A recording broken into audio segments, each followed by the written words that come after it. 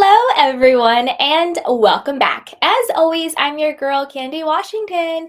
So, before we dive into today's episode, which is all things the Real Housewives of Potomac, our broke bullies, our fake frauds, our frenemies, and I have a lot of people I'm blaming on the flop of this entire season. Before we dive in, go ahead and like, subscribe, and share. It's a fun and easy way to support me and my channel, and I would really appreciate it. And as you come in and you're watching live or you're watching the replay, be sure to comment down below. I want to know your thoughts. Let's have fun. Let's have a kiki. Where you're watching from. What are your thoughts? Do you agree, disagree? Whatever it is, let me know. Put it down below. So with that, let's go. So I'm going to start off with how I feel about all of the women and then different themes going forward. But I'm going to start with my first person that I'm very irritated by. Well, two people, Giselle and Ashley. They have to both go. Like, enough is enough. And I will die on this hill. I think that Giselle and Ashley were trying to set up Monique to be angry and to be bitter and to go after Stacy. I think they were trying to set her up, tee her up with the whole like Stacy and Chris fake storyline to get her angry and mad and to provoke her to fight Stacy the way they got her wound up and provoked to fight Candace back in the day. And I'm going to tell you why. At the season finale episode, did you catch how Ashley was like to Stacy, "Oh girl, I asked Chris, was he sleeping with or Ashley said to Monique, "Oh yeah, girl, I asked Chris, was he sleeping with Stacy?" And Giselle was like, "Oh yeah, she said that." And you saw Monique's face and her whole energy shifted and she goes, "I didn't know you were talking to Chris. Like, you don't know Chris. Like, I know you and him were talking like that." In that moment, it clicked. The mole who was feeding all of the information to Chris the entire season wasn't Stacy, wasn't Bobby and Angel. It was obviously messy ass Ashley and Giselle. Because why is Ashley, number one, in Chris's face, asking him if he's sleeping with Stacy, texting him and talking to him behind her so-called good girlfriend's back? What about girl code? Why is Ashley in Chris's face? Why does Chris know everything Monique is saying, all of the storylines? It's giving a scheme Todd set up. And if I was you, Monique, and I got to be honest, I feel like Monique's return was a flop. I feel like her return was 4 seasons too late. And I also feel like unless Candace was still on the cast, I don't know why they brought Monique back, to be perfectly honest with you. And also, I'm not feeling the new Monique. The patchouli, plant-based, kumbaya. I'm not feeling the new Monique. I like the Monique from before. I'm not feeling the new her because she came in a little bit too humbled. Yes, we should all be humble, but she came in too humbled, like almost like embarrassed and apologetic and like kind of afraid to step on anybody's toes. When the truth is, I was on Monique's side the whole time. Even with the whole Candace fight, I was still on Monique's side. I don't condone violence, but sometimes I understand it. You know what I'm saying? So I don't know. I just felt like she came in very meek, and I wanted the cool, confident, real Monique that we loved from before. And I don't think that Ashley is Monique's friend. I think Ashley and Giselle are being co-producers, co-conspirators. They were getting in Monique's ear about Stacy and Chris, and they wanted to set Monique off to go after Stacy. But Monique, thank God, did not take the bait. And she was like, "Look, we're divorced. He can get in where it fits in, whatever the case may be." And also, like she said, I don't know Stacy. I've never met her before. But if Monique had taken that bait, this entire season would have been Monique and Stacy beefing over Chris. And I can also tell you why they're full of ish. Why is it Ashley and Giselle are trying to villainize Stacy for being cool with Chris when, first of all, Stacy and Monique never even met until this season? And number two, They were all fine with being in Mauricio's face. Ashley wanted to smash Mauricio. Stacy wanted to smash Mauricio. And Giselle clearly wanted to smash Mauricio. So you guys want to sleep with Kyle's ex and have it be cool and no big deal. But all of a sudden, when Stacy allegedly wants to, it's a big deal. And the only reason why they didn't is because Giselle was catering to whiteness. Point blank, period. The white privilege of it all. And I'll tell you what I mean by that. She was catering to Kyle Richards because it was Kyle Richards' estranged husband, Mauricio. All of a sudden, he became untouchable. Even though they're separated, even though they're not together, even though Kyle is dipping it and doing it with Morgan Wade, and Mauricio is dipping it and doing it with every 25-year-old influencer in Aspen, all of a sudden, Giselle wants to act like Kyle and Mauricio's marriage is untouchable. The Kyle Richards of it all, the Beverly Hills girls. Why are you kissing Kyle Richards' butt in this case? You had no problem, Giselle and the rest of you nasty women on this show. You had no problem just trying to destroy Candace's marriage a couple seasons ago, lying on her husband, Chris Bassett, lying about some fake, he made me feel so uncomfortable in the hotel room, and that all came out to be a bunch of nonsense lies. So you had no problem smearing Candace's actual husband and making it out like he was some predator, which was a damn lie. You had no problem doing that to her actual husband, trying to ruin his career, his reputation, and their marriage.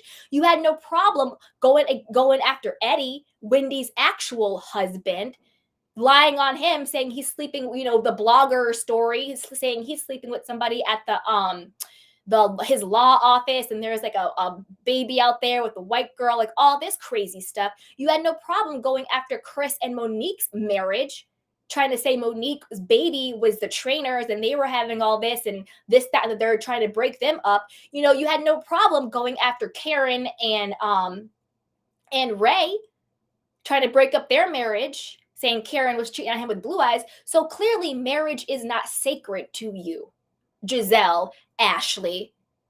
It's not. But all of a sudden, Mauricio and Kyle are this untouchable marriage couple. You have to, no, Ashley, no, Stacy, no. Why? Why is Kyle in a different category than your fellow housewives? Because you're catering to her privilege and her whiteness, and you're kissing her butt. Your slip is showing, Giselle. And then Giselle, like we all knew from the show, but then on the after show, she admitted, she's like, oh yeah, Mauricio could get the panties, he could get it, but because of Kyle, I wouldn't go there. So you are going to kiss Kyle's butt and cater to her and treat her estranged husband, who is for the streets, like he's some special prize who cannot be touched. But you had no problem trying to tear down people's marriages and families on this show, your fellow housewives. That is absolutely disgusting. Absolutely disgusting. Ashley would have smashed Mauricio. Giselle would have smashed Mauricio if she thought that it wouldn't come out. And to be honest with you, the way Mauricio came out and he was like, hey, Giselle, and she had this look on her face, I wouldn't be surprised if they have smashed. Allegedly. Everything in this video is entertainment alleged. Okay. Allegedly, I would not be surprised if Giselle and Mauricio have smashed. Because the way he was looking at her and the way she was looking at him, it's giving Dorit and Mauricio smelling him vibes. There's something's up in this situation. You see what I'm saying? Like something is up with the situation. I don't know. But there's that, okay? So that's my theory on it. I do think that Ashley and Giselle were trying to set up Monique to go after Stacy over Chris, and that storyline for them flopped because Monique didn't take the bait. I think Monique's return was a flop as well. Like, I don't think it was as strong as it could have been, giving different circumstances. And I do think that Giselle was catering to Kyle, exalting Mauricio. Like, please get the hell out of here with that. So there is that. Now let's talk about the other girls. Stacy. I love Stacy. I thought she was the MVP of this season. I love that she's having a moment. I love that she's being honored by like Vanity Fair. I love that, she's doing the damn thing. Do I think her and Timo are back together? Honestly, maybe, maybe not, but like I don't care. Do I think Stacy lies about stuff? Yes, but again, I don't care. Because the way Stacy lies is the way you sort of like, say you're at your job and your coworker is trying to be in your business and you don't lie, but you don't really tell them the truth. That's kind of how Stacy is, right? Like Stacy isn't lying maliciously, but she's just lying enough to keep her business without being like, stay out of my business, if that makes sense. Them trying to go on Stacy, oh, you're a liar, this and third, all of them are liars. Okay? Giselle is a liar. Ashley is a huge liar. Wendy might be going to jail for 15 years for lying and fraud, this, that, and a third. They're all liars. Kay is lying to herself if she ever thinks she's going to marry Greg. I mean, that's the biggest lie and joke of it all. They're all liars. So them trying to come after Stacy and make the whole season a gang up against Stacy makes everything boring and flat and one note and not enjoyable and not watchable. And it does the opposite effect of what they think it's going to do. This is power versus popularity.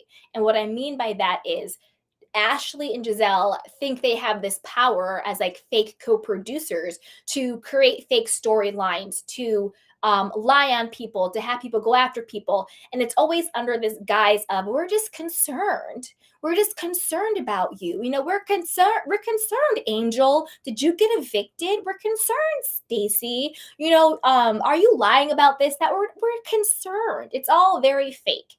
So if they think they have the power to create storylines, to talk about everybody else, to hold everybody accountable, but yet they don't have anything going on in their lives. Giselle had no storyline this entire season, other than Stacy saying that she's dating some mystery man. That was the most interesting thing about Giselle this entire season. Ashley also had no storyline, like her being, a freak in the sheets. Pfft, shocker. Like we already know that. Oh, this is what I forgot to say. I'm going to say it quick and I'll get back to Stacy. Also, back to what I was saying about the performative outrage about, Giselle being like, oh, Ashley and Stacy stay away from Mauricio because of Kyle. Why didn't you tell Ashley to stay away from Charisse's son, Jackson? Where was this outrage and where was this, protectiveness over Charisse's child? I don't care that Jackson is like an adult. I don't care. Ashley met him when he was a child, when he was underage. So the fact that you watched this child grow up and then you thought it was okay to have any type of sexual interaction with this child that you watched grow up is absolutely predatory and disgusting. And the fact that nobody checked you on this, Stacy did behind the scenes, but not really to her face, is disgusting. And if you guys haven't watched, Charisse was on Carlos King and she kind of gives her side of everything. If you haven't watched it, I would say go watch it because it was really informative of like why she didn't have a bigger reaction in the moment, which I also understand because it's a lot when you are learning that your friend of 10 years had any sexual interactions with your child. In that moment, you could be in shock. You could not know what to do. You could not know the extent of it. So I understand having a delayed reaction. I understand that. And I'm not going to go against or, say anything against Charisse for not going hard in the moment. Right. But that's disgusting. Where was their outrage for that? Where was the protection over that? Because I can guarantee you, we all know Ashley goes both ways, right? I can guarantee you if Ashley was being sexual with one of Giselle's children who are now, they're all in college, right? They're all in college. I think they're all over 18. So they're all over the age of consent. I can guarantee you if Ashley was getting down with one of Giselle's daughters, she would have a problem with it. Technically, they're adults. Technically, they're of consenting age. There's nothing wrong with LBGQTIA. There's nothing wrong with that. So I guarantee you, if Ashley was getting fresh, funky, and open and popping it and locking it with one of her daughters, she'd have a problem with it. But she mum was the word when it came to Teresa's child. But protect Mauricio Umansky at all cost. Protect Kyle at all cost. Get the hell out of my face. All the way out of it. Oh, that pissed me off. All right. So that's what I was thinking about Stacey. So I love Stacey. I actually really like Timo because he was kind of just like, I'm here for shits and giggles. I'm here to support Stacey, but like also like leave me alone. And I was like, Timo, I get it. You came to like give your girl a solid, but he's also like not with the shits. And so like I love Timo. So that's kind of how I feel with Stacey. I love how she handles the girls. Like you're never going to see Stacey sweat. She's like, oh, my breath, it smells. Give me a mint. Like, oh, like you think this? Fine, cool. It's, she's just, goes with the flow. It's always a laugh. Like, oh, you're going to put me on the bottom bunk. I love the bottom bunk. That's fine. Like, I love that because it gets the girls so much because they are trying to break Stacey. They're trying to grind her gears. They're trying to get her to crash out. They really are. They're trying to get her to crash out. And so I'm happy that she doesn't give it to them. But I also can see how being piled on over and over and over and over again can be very tiresome, can get to be to the point where it's just like, all right, enough is enough. Very similar to what we're seeing in Salt Lake City with like Lisa Barlow and Meredith Marks, where it's like, enough. Like, can you get another storyline other than like me? Like, other than being a bully? Like, can you stop? So there's that. That's kind of how I feel on Stacey. I love her. I want her to come back. I want her to have all of the things. Ashley. I kind of hit on Ashley. Ashley to me is messy as hell. She is nobody's friend. I think she was dead wrong for having any sexual contact with Jackson, whether it was a kiss, whether it was more than a kiss. I don't care. It's gross to me. You know what I'm saying? Like I think that was disgusting. She didn't have a storyline. I think it's time for Ashley to go. I just think it's overall this time for her to go. I'm not with it. Bye-bye. Giselle, I also think it's time for Giselle to go. What is Giselle giving other than this sort of like pretense of being like, the face of Potomac, especially now that Karen's gone and, the center person, like, but Giselle gives nothing. What is her storyline? What is her and her personality isn't it either. I thought she was nothing but a bully and a mean girl to Angel in Colorado, trying to take over the vacation or the trip and booking the Four Seasons and berating Angel in the private plane and then getting all the girls to bully Angel. Like, I get it. Things did not go perfectly on the girls' trip, but things mess up. It was Angel's first season, her first trip. She was doing the best she could. And I also blame production for Angel's bit of a flop season, and I'll get to that in a second. But I also think that the girls in general could have had more fun and they could have given Angel more grace for not Giselle and by proxy Ashley poo-pooing and just being so negative about everything. Like, Angel could not win. She could not win. To be honest with you, the trip could have gone flawlessly and they still would have found a reason to complain. They still would have found a reason to bring this woman down because they are jealous of her. They are jealous of any woman that has a man and that has some coin. Point blank, period. Because those are things that the other women do not have.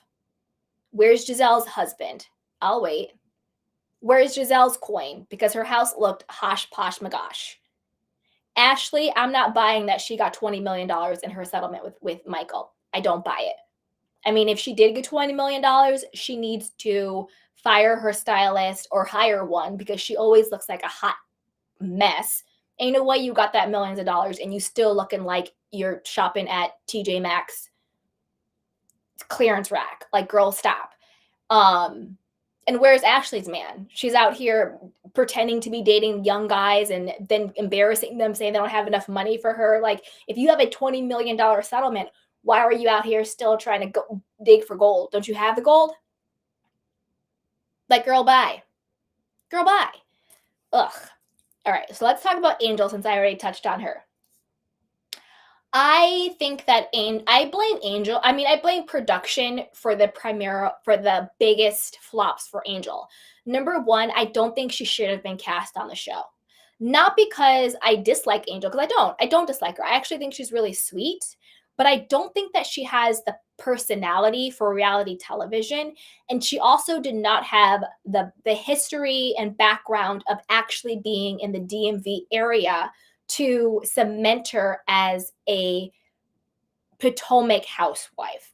Like, I do agree that they rented their house so she could film, and then that's why their lease like got up so early because they thought filming would be over. I think production didn't do their due diligence, and I'm also confused as why is production not casting actual staples of the DMV, actual people who live in Potomac or the DMV area at least. And also, I don't think that her personality is a fit for this type of reality television show. So I don't actually dislike Angel. I think she's actually pretty cool, but not in this particular environment. I don't think she's built for a show like Housewives. And I think that is where there was such a big disconnect where she seemed to be like mad or standoffish, or she would think about things and then come back later and be mad. I just don't think she's built for a show like this. And I also don't think that she lives in DMV and had enough roots there. Just being friends with Kay is not enough to make you a right fit for a reality show like this. So I think the casting was wrong, and I think that is the root of all of the problems that Angel really had. I think that her trying to do the trip, she was a little bit too rigid with it, and she was she didn't understand the dynamics of reality TV. If you host the trip, everyone should stay together, be shady about the rooms, but like make it like a joke, own it. You know what I mean? Stand in it, whatever happens. I think she's a little too green and just not the right fit for the show, and also not the right fit for this group of girls. Also, I think a reason why Angel struggled was because I also don't think Kay is the right fit for this show either. Cariana, whatever her name is, I'll just call her Kay. And Angel came on the show, at least what they're saying via Kay. Kay to me, I don't get her. I don't get Kay. Like, she's like, if Pick Me was a person, it would be Kay. The whole storyline about Greg. Is he gonna propose? Is he not gonna propose? Moving in, moving out, and then her being so angry at Stacy out of left field. That all to me just felt so contrived and weird and just bizarre. Like, do I think her being a pick me for Greg is real? I do. Is it entertaining? Only for a little bit. Watching a woman be that pathetic and desperate is only entertaining to a certain degree. I think Kay would still be good as like a friend of popping in and out, especially when Karen is back. But I don't think that she can hold her own as a full-time housewife. I also did not understand her going so hard for Stacy. You want my business, my condo, my blah. Like, it was just so scripted and bizarre and weird, and just, what is your beef with Stacy? Like, I don't get it. Like, did Giselle and Ashley call you and say, this is the plan? Just go after Stacy all season? And you're like, okay, cool. Don't come after me and I'll join you guys in this bizarre tirade against Stacy. Like, that never made any sense to me. Like, she never had a specific reason for going so hard for Stacy that it just made Kay seem weird. And I don't know, and watching Greg just dog her the hell out. He was like, well, like, if you get married someday, sure. Like, if I'm with someone and they look at me and they say, if you get married someday, I'm out. Because that right there tells me you have zero interest in ever marrying me, and you're playing in my face. So not only are you now playing in my face, but you're showing the entire world that you're playing in my face and bringing me an empty photograph when you set up this fake scene where I'm supposed to be shopping for engagement rings. Like, like, totally miss me with this nonsense. Like, get out of here. So I think a friend of being clowned like that would be really fun, but I don't think Kay has what it takes to be a full-time housewife. I think they made her a full-time housewife because they didn't want them to sue her when she got bopped in the head with a bottle a couple of seasons ago. I think they're like, don't sue us for being assaulted at our event, at our on set, and we'll make you a housewife. That's what I think happened, in my opinion. Tia, oof, oof, Tia. I struggle with Tia because Tia to me is a bit like tofu. Do you know what I mean? Like she just sort of whoever she's around, that's what she absorbs. I could be for me, Tia could be one and done.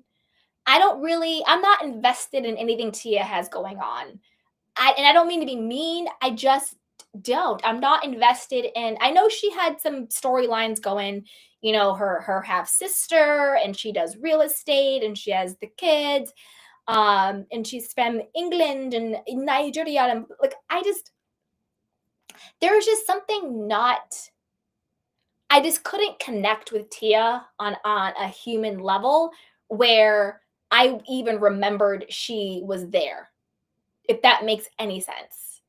And her whole like, don't let the accent fool you. It's like the accent wasn't fooling me, and like I'm not scared of you, so pipe down, girl. And then when she flipped on Stacy, I also thought that was kind of very weak and very bizarre. Like she didn't have her own mind, and she was like, I tried to be there and believe you, and then you lied, and da, da, da, da, da. It's just like, no, her husband didn't want to get dinner with you guys, so they were actually being like socially polite. That's another thing. They're like, oh, Stacy and Timo lied, and because they didn't want to do dinner. It's actually kind of like a social politeness where it's like, oh, do you guys want to come get dinner with us? And you don't want to. You're like, oh, well, you know what? I think I'm going to be out of town.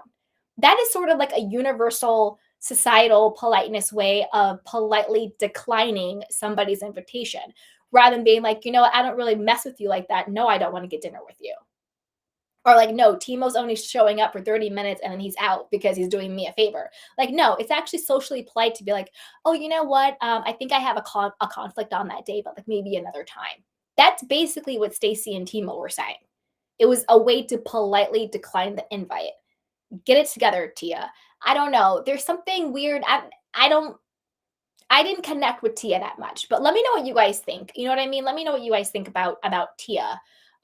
Did you like her? Did you not like her? Like, I don't know. Like, let me know. Okay. Now let's talk about Wendy. Okay. I have said this from day one, and my feeling on Wendy has not changed. I just think Wendy is so corny. I think she's just a cornball. Like when she came in with the Wendy 4 degrees, I thought that was corny as hell. Then when she was like, no, I'm happy in this, and now I have all this plastic surgery, and now I'm dressing like Sheen and Forever 21, and now I'm so cool and sexy. I thought that was corny. Then when she was like, no, now I'm gonna be like Dorit and just wear, labels from head to toe all day long. I thought that was corny. Oh, my Mary J. Blige boots. I thought that was corny. You do it once, you don't do it 5 times. Like, to me, Wendy is just a corny. She's just a cornball to me. And I think Eddie's corny too. Now, don't get me wrong. I like Wendy and I like Eddie. I think they're very sweet together. I think they're a very cute couple. But to me, the two of them are corny. Like they think they're funny, like, oh, like, and they always do that weird face. Like, and I'm like, you guys are just a bunch of cornballs. Was I surprised about the allegations about, the $450,000 in alleged, fake insurance fraud, and allegedly they had like 16 or 17 or 20, I don't know what the hell it was, credit cards and different people's names and all this, that, and a third. And they could face up to, I think I heard 15 years in prison. Was I surprised by this? No. No, I wasn't surprised.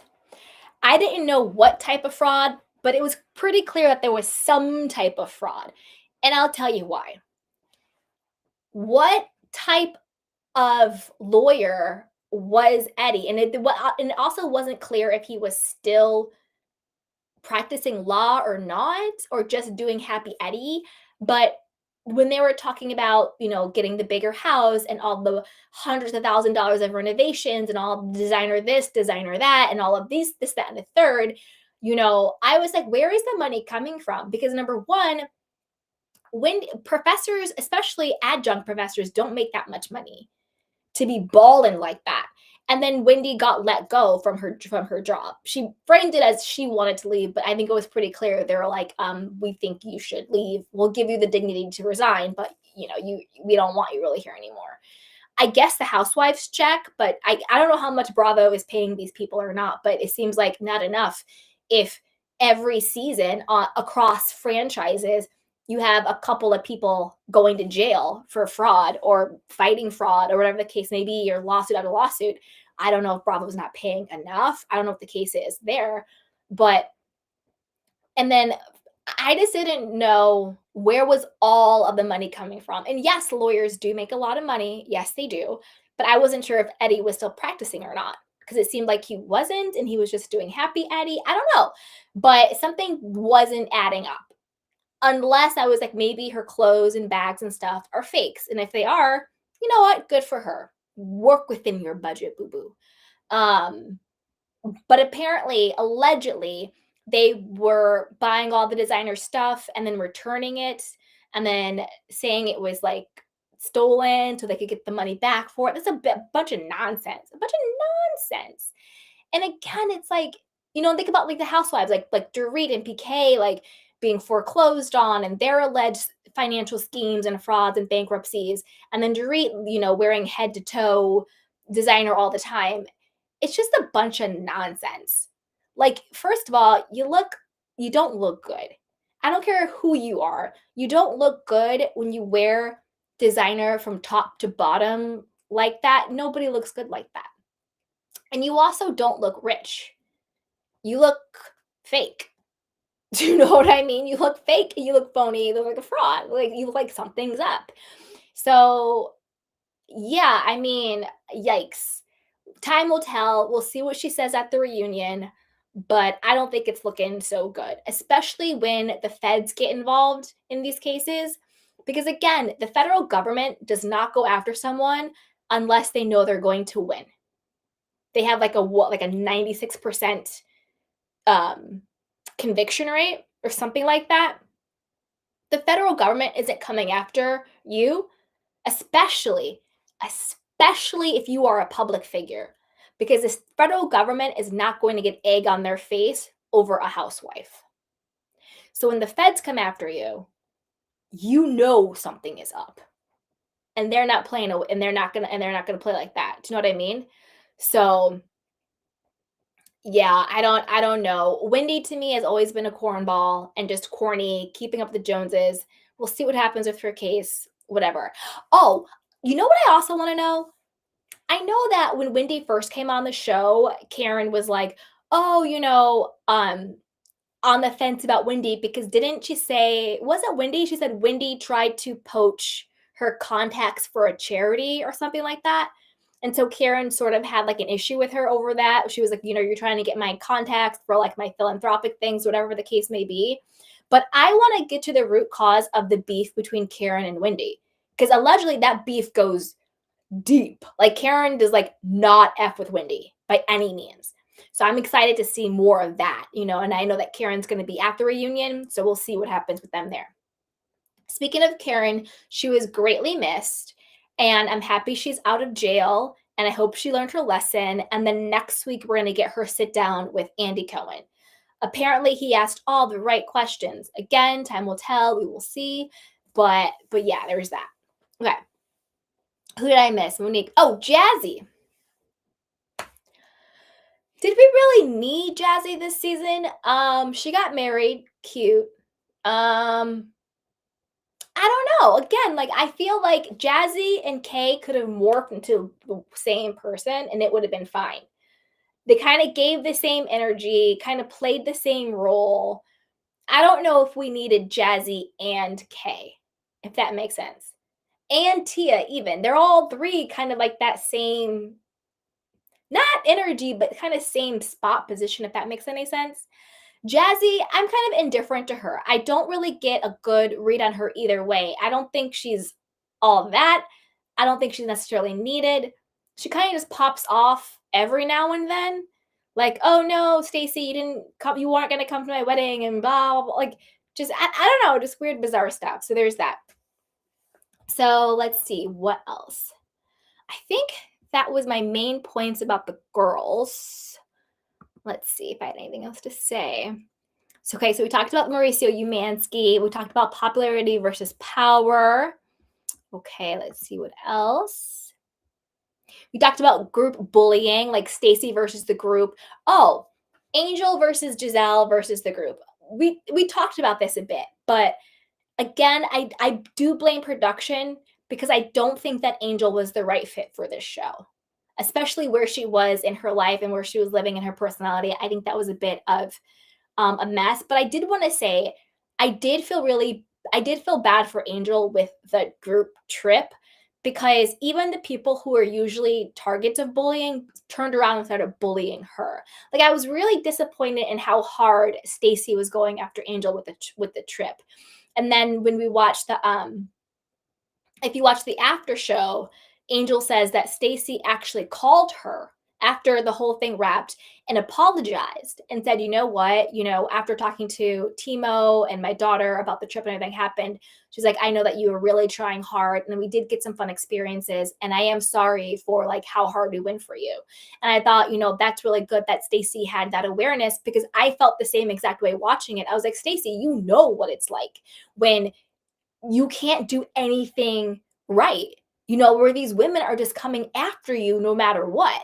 And I felt that way for Angel. And I felt bad for Angel because no matter what, even you're literally on a private jet and you're bitching and moaning about, running water, cold water. I get it. That's an inconvenience, but also like, you know what? Roll with it. Because I guarantee you, if Giselle had booked them a house and the water stopped running, they would not have had that reaction. They would have been laughing. They would have been kinkiing. They're like, oh my God, you guys, we had to pee in the woods. Oh, we had to poop in the woods. We had to share this and da da da da da da. And it would have been a whole kiki and it would have been a laugh and they would have, made do. They would have made the best of it. It's like Quad said on Watch What Happens Live. There was a question about is cold, if you only had cold water, is that okay? And Giselle's like, no, it's not. And Claude was like, girl, you know what to do. Get to a pot, get the water and heat it up on the stove. They would have done that. They would have made it funny and a joke and they would have been understanding and they would have given grace because you know what? Life happens. No matter how rich you are, no matter how much you plan, things go wrong. Sometimes the water stops running. Sometimes you get lost. Sometimes things don't go right. And I feel like it just started to snowball and how evil Giselle was to her in the like how dare you be that ungrateful in a private jet? You're sitting in a private jet and you have the audacity to read this woman down and almost make her cry because you were inconvenienced in the wilderness for one freaking night? And let's be honest, Potomac, they're not beating the allegations of poor Potomac. Don't act like you guys have all of this money and all this lush and lash and like you're some princess queen. Like, knock it off. Knock it off. Please knock it off. If me and my friends went to a big, beautiful house in the woods and the water stopped running, we would make do. It would become a memory. It would be fun. I can guarantee you the other franchises would do that. They would laugh and they would make do and it'd become really funny. They'd be like, oh, we're in the woods without water or something. But because it was Angel and because Giselle is a bitter, jealous, evil woman, she used it as a way to tear this woman down because number one, she was probably jealous of her beautiful house in Colorado. And she's jealous that she has a husband who loves her and holds her down. That's another thing. Speaking of Angel's husband, Bobby, I'm so confused as to why well, actually, I'm not confused because I just said it. These women are so bitter and jealous that anytime another woman has a husband who loves them, they have to try to attack it and tear it down. Monique, you need to go to therapy again or to somebody new because you're not, quote, healed yet, boo boo. Healed people do not project their wounds onto other people. Okay? Just because you feel that her saying, oh, I have to see if Bobby can watch the kids is the most verbally and emotionally abusive thing in the world, blah, blah, blah, blah. It does not make it true. Your feelings are not facts. And I understood what Angel was saying. All she was saying was, okay, I'm gonna be out longer than I thought. Let me check in with him to make sure he can still watch the kids. What's wrong with that? That's called respect. If you flipped it reversed and she was watching her kids, she had the kids and he was out with the boys and he was going to be out longer than expected, you would expect him as a husband to check in with his wife and be like, hey, babe, I'm going to be out longer than I thought. Are you good with the kids? So, why is it so crazy and bizarre and triggering that she would respect her husband and be like, hey, babe, I'm going to be longer than expected with the girls. Are you still cool with the kids? That's called communication. They're just mad they don't have a Bobby. Look at Ashley, miserable. Look at Giselle, miserable. Get the hell out of here with that nonsense. Look at Monique, miserable. I'm sorry, Monique, you're miserable. That's why you, Ashley, and Giselle got along so well this season, because now all three of y'all are the single, bitter Bettys. And to be clear, I'm not saying that about single women at all. I'm not saying that a man gives you value. And I'm not saying that you're not worthy unless you have a husband or a man. Please miss me with that nonsense. That is not what I mean by any means. A man does not define you. A man does not give you value. A man doesn't give you, that's not what I'm saying at all. All I'm saying is that these particular women are very bitter and burned and nasty and jealous and vile, particularly against other women who have the things that they think they should have. That's what I mean. Okay. They wish they had a Bobby. They do. Now, do I think that the season Angel was like, oh, Bobby this and Bobby that and Bobby, Bobby, Bobby? Yes. But I also think because she can. Do you know what I mean? She's like, oh, I'm like a wag, and that's like sort of like a part of her identity. And she's a wife, and that's also a part of her identity. Why can't she talk about her husband and what they do and what he does for her and this, that, and the third? Last time I checked, the name of the show is The Real Housewives of Potomac. Last time I checked, wasn't the premise of the show where rich, fabulous, kept women? Real housewives, not the real broke bullies. You know what I mean? Not the real, sad single Sallys. I'm confused with that, okay? So I didn't take anything by Angel being like Bobby, Bobby, Bobby, Bobby, Bobby. Like, I actually thought it was like really sweet and cute. And if they had it like that, they would do the same thing, but they don't have it like that. So they have to pick and pick and pick and pick and pick and try and bring Angel down. They wish they had a partner to help them out. Hello, they wish they did.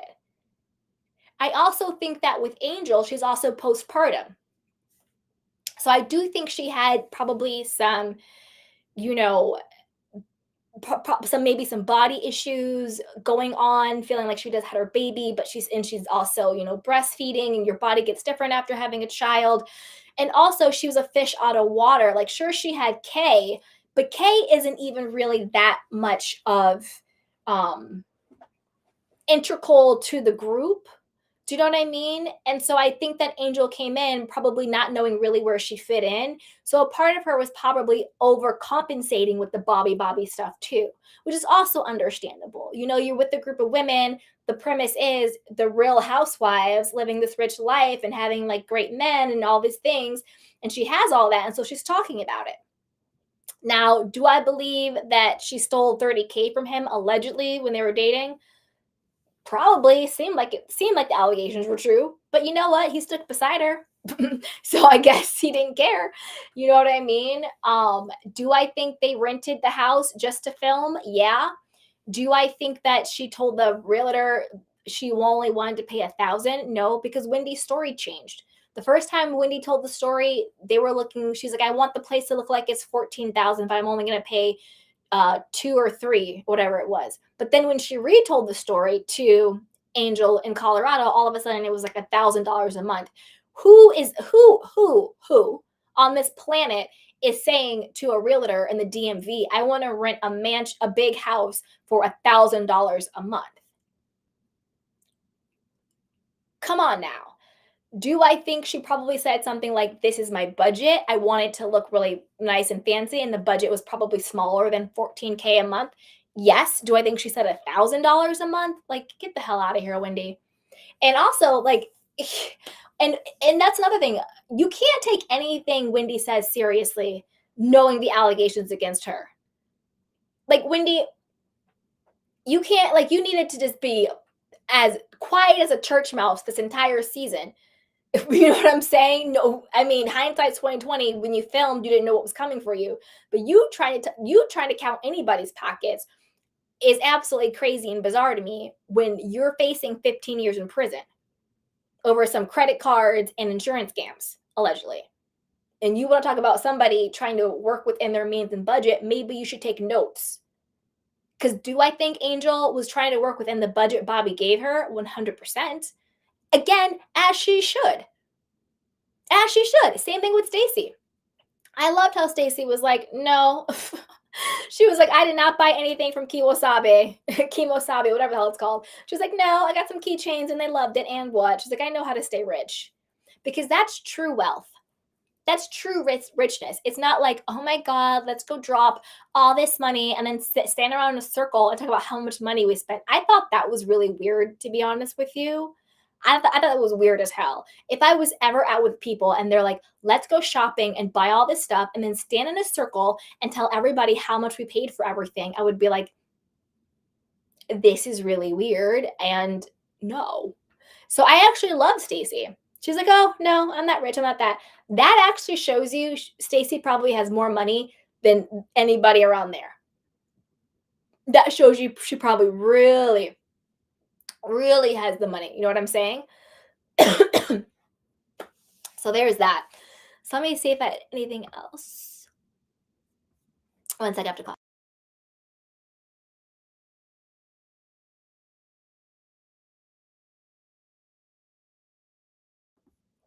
All right, so we talked about that, the legal stuff. Wendy and Eddie facing up to 15 years. Absence of Karen was missed. Stacey standing in business, staying rich. And then and the shaming Angel for renting. So we covered all that. All right. All right. Well, I think that was everything I had to say about the Real Housewives of Potomac this season. Also, wasn't it weird that this season ended at a gas station? That just seemed really off and weird and bizarre to me. And then also how Real Housewives of Salt Lake City also ended in Greece on a trip. I don't know why they're ending seasons now on the cast trip. I think that's weird and bizarre, but it is what it is. So as always, I have it linked up at the top if you want to come join, but I will drop the link again. Again, no pressure, but if anybody wants to come up and talk, feel free to come up and chat with me and share your thoughts. But first, I'm going to go over some of our Candy Cane questions and comments. And as you're in here, be sure to like, subscribe, share, and comment down below. All right, so let's get started. Okay. Hey, Juan says, let's go. That's right, let's go. Let's see. Hey, Fresh as F says, hey, Candy. Hey, sweetheart, how are you? Hey, Johnny, I see you. I'm going to add you in a second. I'm going to go through some of the comments first, and then I'll add you in. So stick around, okay? I'm going to add you. I'm just going to get through some comments first. Okay. Hey, Tay-Tay. Tay-Tay says, Giselle and Ashley suck. Agreed. I think Giselle and Ashley, they need to go. I think, to be honest with you, I think all of the current franchises that's been on for longer than 5 seasons need a pause and either just to be let go or a recast reboot. Because the only people on Potomac that I care about right now is Stacey and Karen. To be honest with you, everybody else can go. Salt Lake City, the only people I care about is Lisa and Meredith. Everybody else can go. Beverly Hills, the only person I care about is Jennifer Tilly and Amanda Francis. Everybody else can go. They all need to be rebooted. Hey, Johnny says Giselle unfortunately won't go anywhere, but Ashley has to go. Agreed. Fresh as F says, I cannot stand Ashley. She needs something else better to do. Agreed. Hey, Lauren. Lauren says, hi, Candy. Hi, sweetheart. Hey, Johnny says, mind you, Ashley brought Cookie to the group. That's right. Thank you, Johnny. She brought Cookie to the group to stir up the mess and to do all the dirty work. Ashley is nothing spawn of Satan. Spawn. That's right. Cookie's a fraud. Thank you, Tay Tay. 100%. Tay Tay says Stacey rose this season. I agree. And still I rise. Yes, Stacey. Yes, you do. Ariana says, I don't like Giselle and Ashley at all, and I don't like the gang up on both Angel and Stacey. Agreed. Production always protecting Giselle. 100%. Fresh AF says, poor Giselle. I don't know what else to say about her now that Robin isn't beside her. And did you guys also catch and watch what happens live on when Quad checked the hell out of Giselle? Because apparently Giselle was making some nasty comments, being like, oh, married to medicine, they're just recycling people and blah, blah, blah, blah. And Quad checked her, and Giselle lied and threw Robin under the bus. And was like, oh, no, that was Robin. But it turned out she was lying. Like, Giselle is nobody's friend and is evil. Joanie says, I personally thought Giselle knew she was going on the road trip with Kyle and didn't want smoke, but that makes sense. I mean, but that's the thing, though. Why does Giselle care about not getting smoke with Kyle when she didn't care about getting smoke from everybody else's marriage that she tried to break up? She didn't, you know what I mean? Like, she didn't care. So why does she care so much about what Kyle has to say? But she didn't care about, breaking up Chris and Monique's family, Wendy and Eddie's family, Candace and Chris's family, Tay Tay says, did you hear Kyle checking Ashley? I didn't, but I'm going to look it up. Tay Tay says, thoughts on Ashley messing with Teresa's son. Disgusting, predatory, nasty, and gross. Fresh as F says, I actually enjoyed watching Angel, and I hope she's asked back for another season. I like Angel. I just need her to understand the assignment when it comes to reality TV. I like her, but I'm just not sure she's built for this type of franchise, if that makes sense. Maybe she should be on a WAG show. Remember that WAGs LA, WAGs Atlanta, WAGs Miami? They could reboot that. I think she would be great on that. I think she would be great on the WAGs. Joanie says, I don't buy Teresa's explanation. What was her explanation? I saw her on Carlos King. I thought it was good. Okay, Fresh as F says, Giselle's time on the show is up. Same goes for Ashley. Agree. Haley says, come on, why did Angel join the show? The show is not for the weeks. Yeah, I don't think she's a fit. Patty says, Candy's back just in time. 2026 is your year. You look amazing. Oh my God. Thank you, Patty. Yes, and I am back. I took 7 months off, which was longer than I thought, but I just had to step back for a little bit. But your girl's back, better than ever. Tay says Ashley can't sing. Ashley can't sing or dance or act. Girl. Haley says A is just not a good fit for the show. It's like she doesn't understand what the show is about. I agree. And Angel, I agree. Haley says she's not for a reality TV show. That's not her thing. 100%. She says she joined the show to be a peacemaker. Like, to be a peacemaker. I think Angel was just overwhelmed. Didn't understand what was going on. I think she was overwhelmed. I think I think her husband was just like, let's wrap this up, babe. Joanie says Angel was a train wreck based on her lack of knowledge, but I enjoyed her. Exactly. I really like her, but just not the right fit. Haley says Angel made the trip only to get back at the girls. Colorado was her safe place, so if it was the perfect place to get back at the girls, Angel was more focused on her plan to take revenge on the girls. Oop. Fresh as F says, I actually like Kiriana. I just wish she stood up for Angel more. I agree. I do wish she stood up for Angel more. I agree with that too. And she said she chin checked her. Remember that when she was like, I chin checked Angel. And then Angel was like, oh, why would you say that's harsh? But later she was like, oh, no, it's okay. Very weird dynamic. Haley says, like, okay, I'm going to leave them in the little house and take the two girls with me. Plus, she made a trip, but didn't make herself available for the trip. She didn't have a nanny for the kids. Okay, let's see here. All right. Hey, Johnny, what is up, boo boo? Hey, how are you doing? I have so much thoughts about Potomac this season. Okay, It, sound uh, off. all right, thank you, Candy. First off, Stacy, she was my favorite this season. I do think she lies, but it's okay. The only thing I wasn't on her side with this season was her beef with Tia, and it's not about it wasn't about her lying about not coming or whatever, because she did not want to go. I didn't agree that she felt like Tia put a wedge between her and Wendy. I think kind of Wendy stirred that up a little bit for calling her, and then me personally, I don't think Wendy is a good friend of Stacey. That's just my personal opinion. Agreed. Wendy kind of clowns Stacy. Yes, and I think she like gives the other girls like material to clown her as well. So that's just my take. Actually, I've been wanting her gone since season 8. Even probably even prior to that, season 4 actually needs to be gone. Giselle also said something along the lines like Stacey is not to be trusted around kids and husbands, but who is flirting with kids and husbands? Ashley. I need her going ASAP. No, Rocky. She contributed nothing to the season. Absolutely nothing. Um, she's not a good friend to Monique, and she needs to actually need some soul searching, honestly.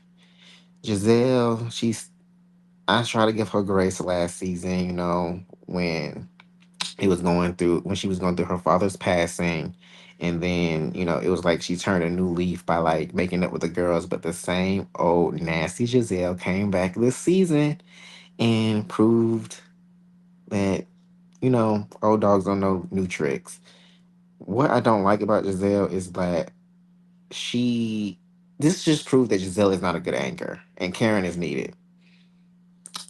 Yes, Giselle could be the face, and also I want to recommend this video to you. There's a video about how Giselle acts. I feel like you will love it, and it just shows like it was really really good. I'm gonna send it to you, but there's a video about Giselle and how she acts and how like she's like the only Housewives villain to be a face of the franchise. Like she gets more grace than like the Lisa Rennas and the Teresa's. Like everybody get their pushback, but Giselle has this weird position that these girls has to like play safe with her. Yeah, and bow down to her. Yeah.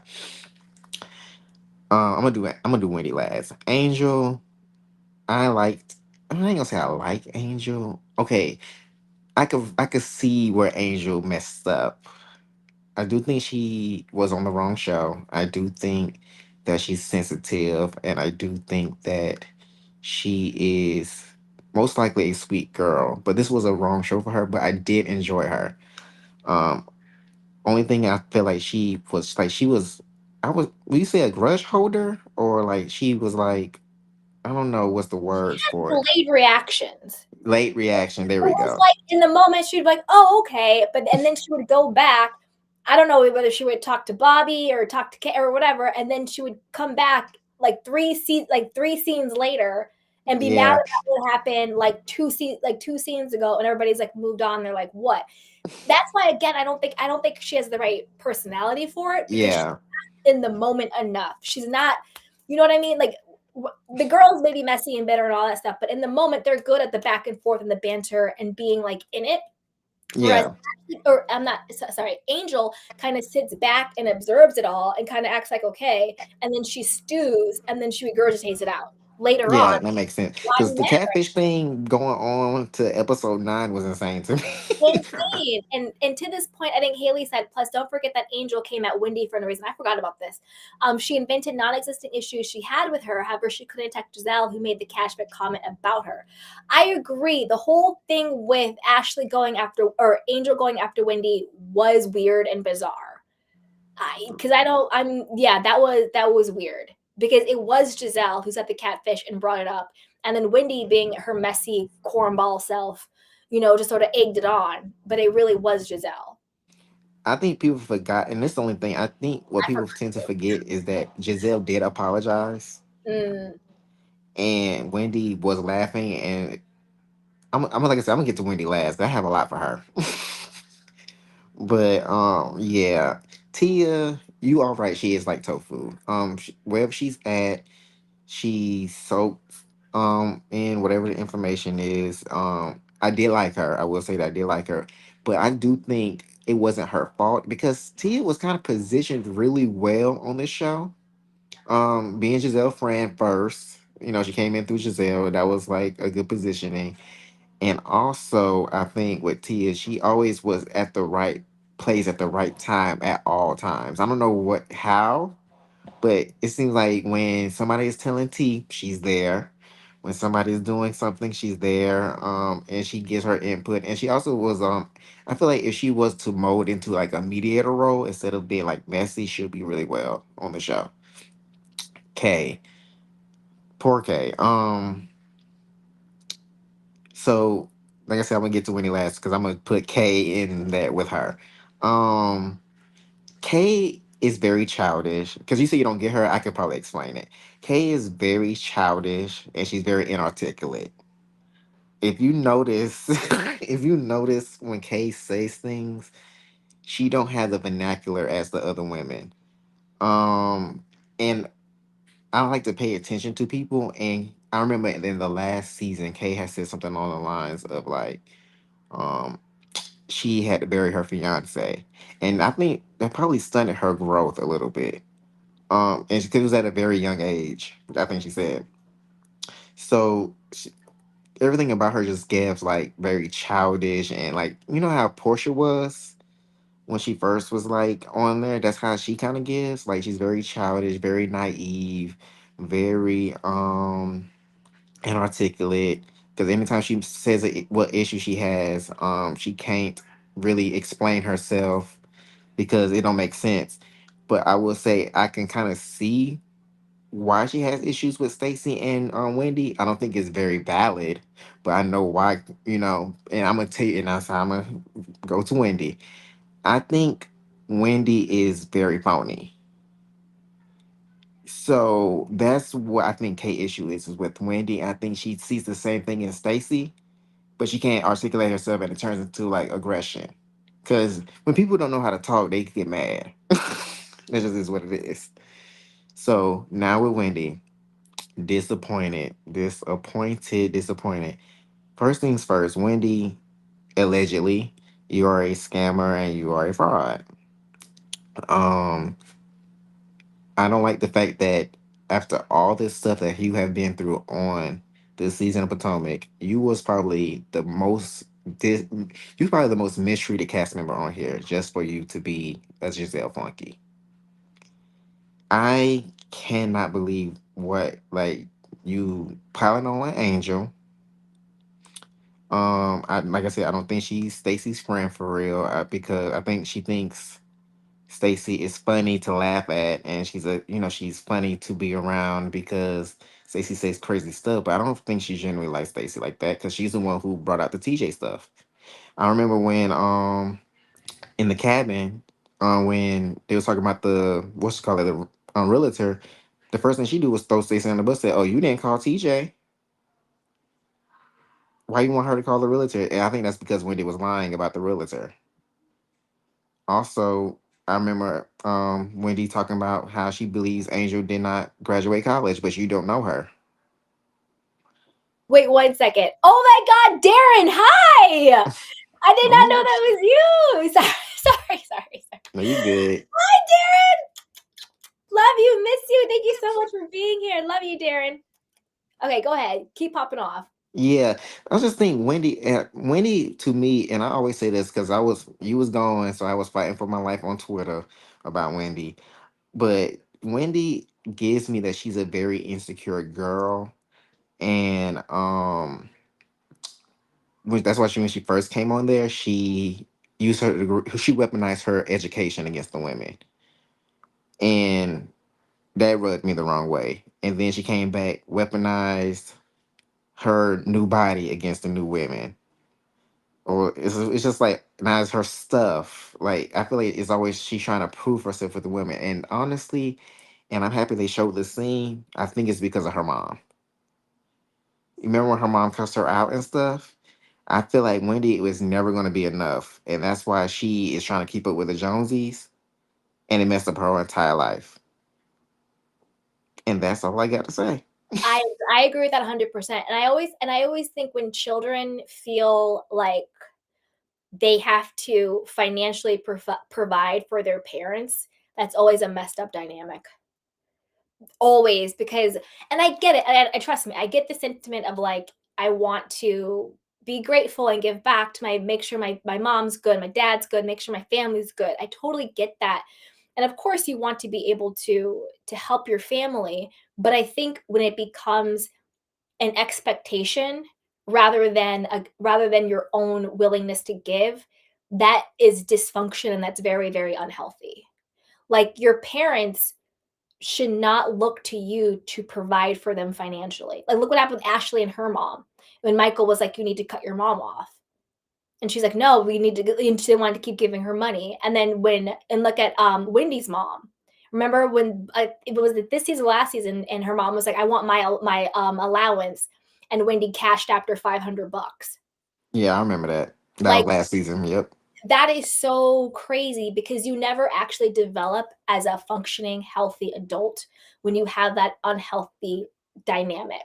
And it happens a lot with people where they feel like, I need to make it so I can support my parents. I need to make it to buy houses for my family or whatever the case may be. And like, that's actually very unhealthy and dysfunctional. If you have the spirit to give back 100%, like, but it's actually very unhealthy. The healthy way is that your parents give you the foundation for you then to go and grow up and live your life as a full functioning human being. And then of course, as your parents get older, you look to take care of them, but from a healthy place, not from a place of obligation. And then that's why you get Wendy being out here facing 15 years in prison because she's cash apping her mom $500 every other week, and also being crazy with her spending and stuff. But it's crazy. Yeah, very, very unhealthy. Hey, Paula. Paula said Bobby told her to go if she wanted to. Exactly. Oh Uh, yeah, I didn't like the projection of Bobby either. Hi, everyone. Right? I was like, I like Bobby. I thought Bobby was cool. Oh, and you know what? Also, hey, Dr. Jen. Um, I don't agree with Monique's uh, character assassination of Chris. I don't, because I think that Chris was actually a really good husband and father. I think Monique just had a lot of her own trauma that she needed to work through and was projecting a lot of her stuff onto him. Because I don't know if you watched what was it called? Love and Marriage DC. I watched that the first season, and he was very attentive and he was taking care of the kids. Again, of course, as he should, they're his kids. But I didn't see this sort of like horrible monster, of a guy that she was making out to be. To be honest, she was more verbally abusive to him than he was to her, from what I saw. And it actually made me not like Monique. I loved Monique when she was on Potomac. I did not like her at all on Real Housewives on the Love and Marriage DC. I was actually team Chris. I saw the divorce coming and I was actually on his side. I Chris to me always seemed like a really genuine nice guy. Maybe behind closed doors, again, you never know what happens behind closed doors in marriages, but I didn't get the sense that he was this big, horrible, selfish monster the way Monique was portraying it to be.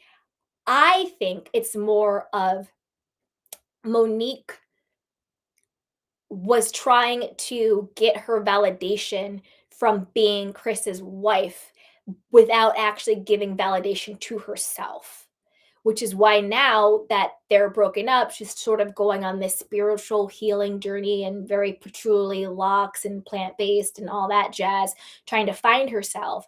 And I also think at the end of the marriage, she just wasn't attracted to him anymore. She would be very verbally abusive about his weight and talk bad about him to other people.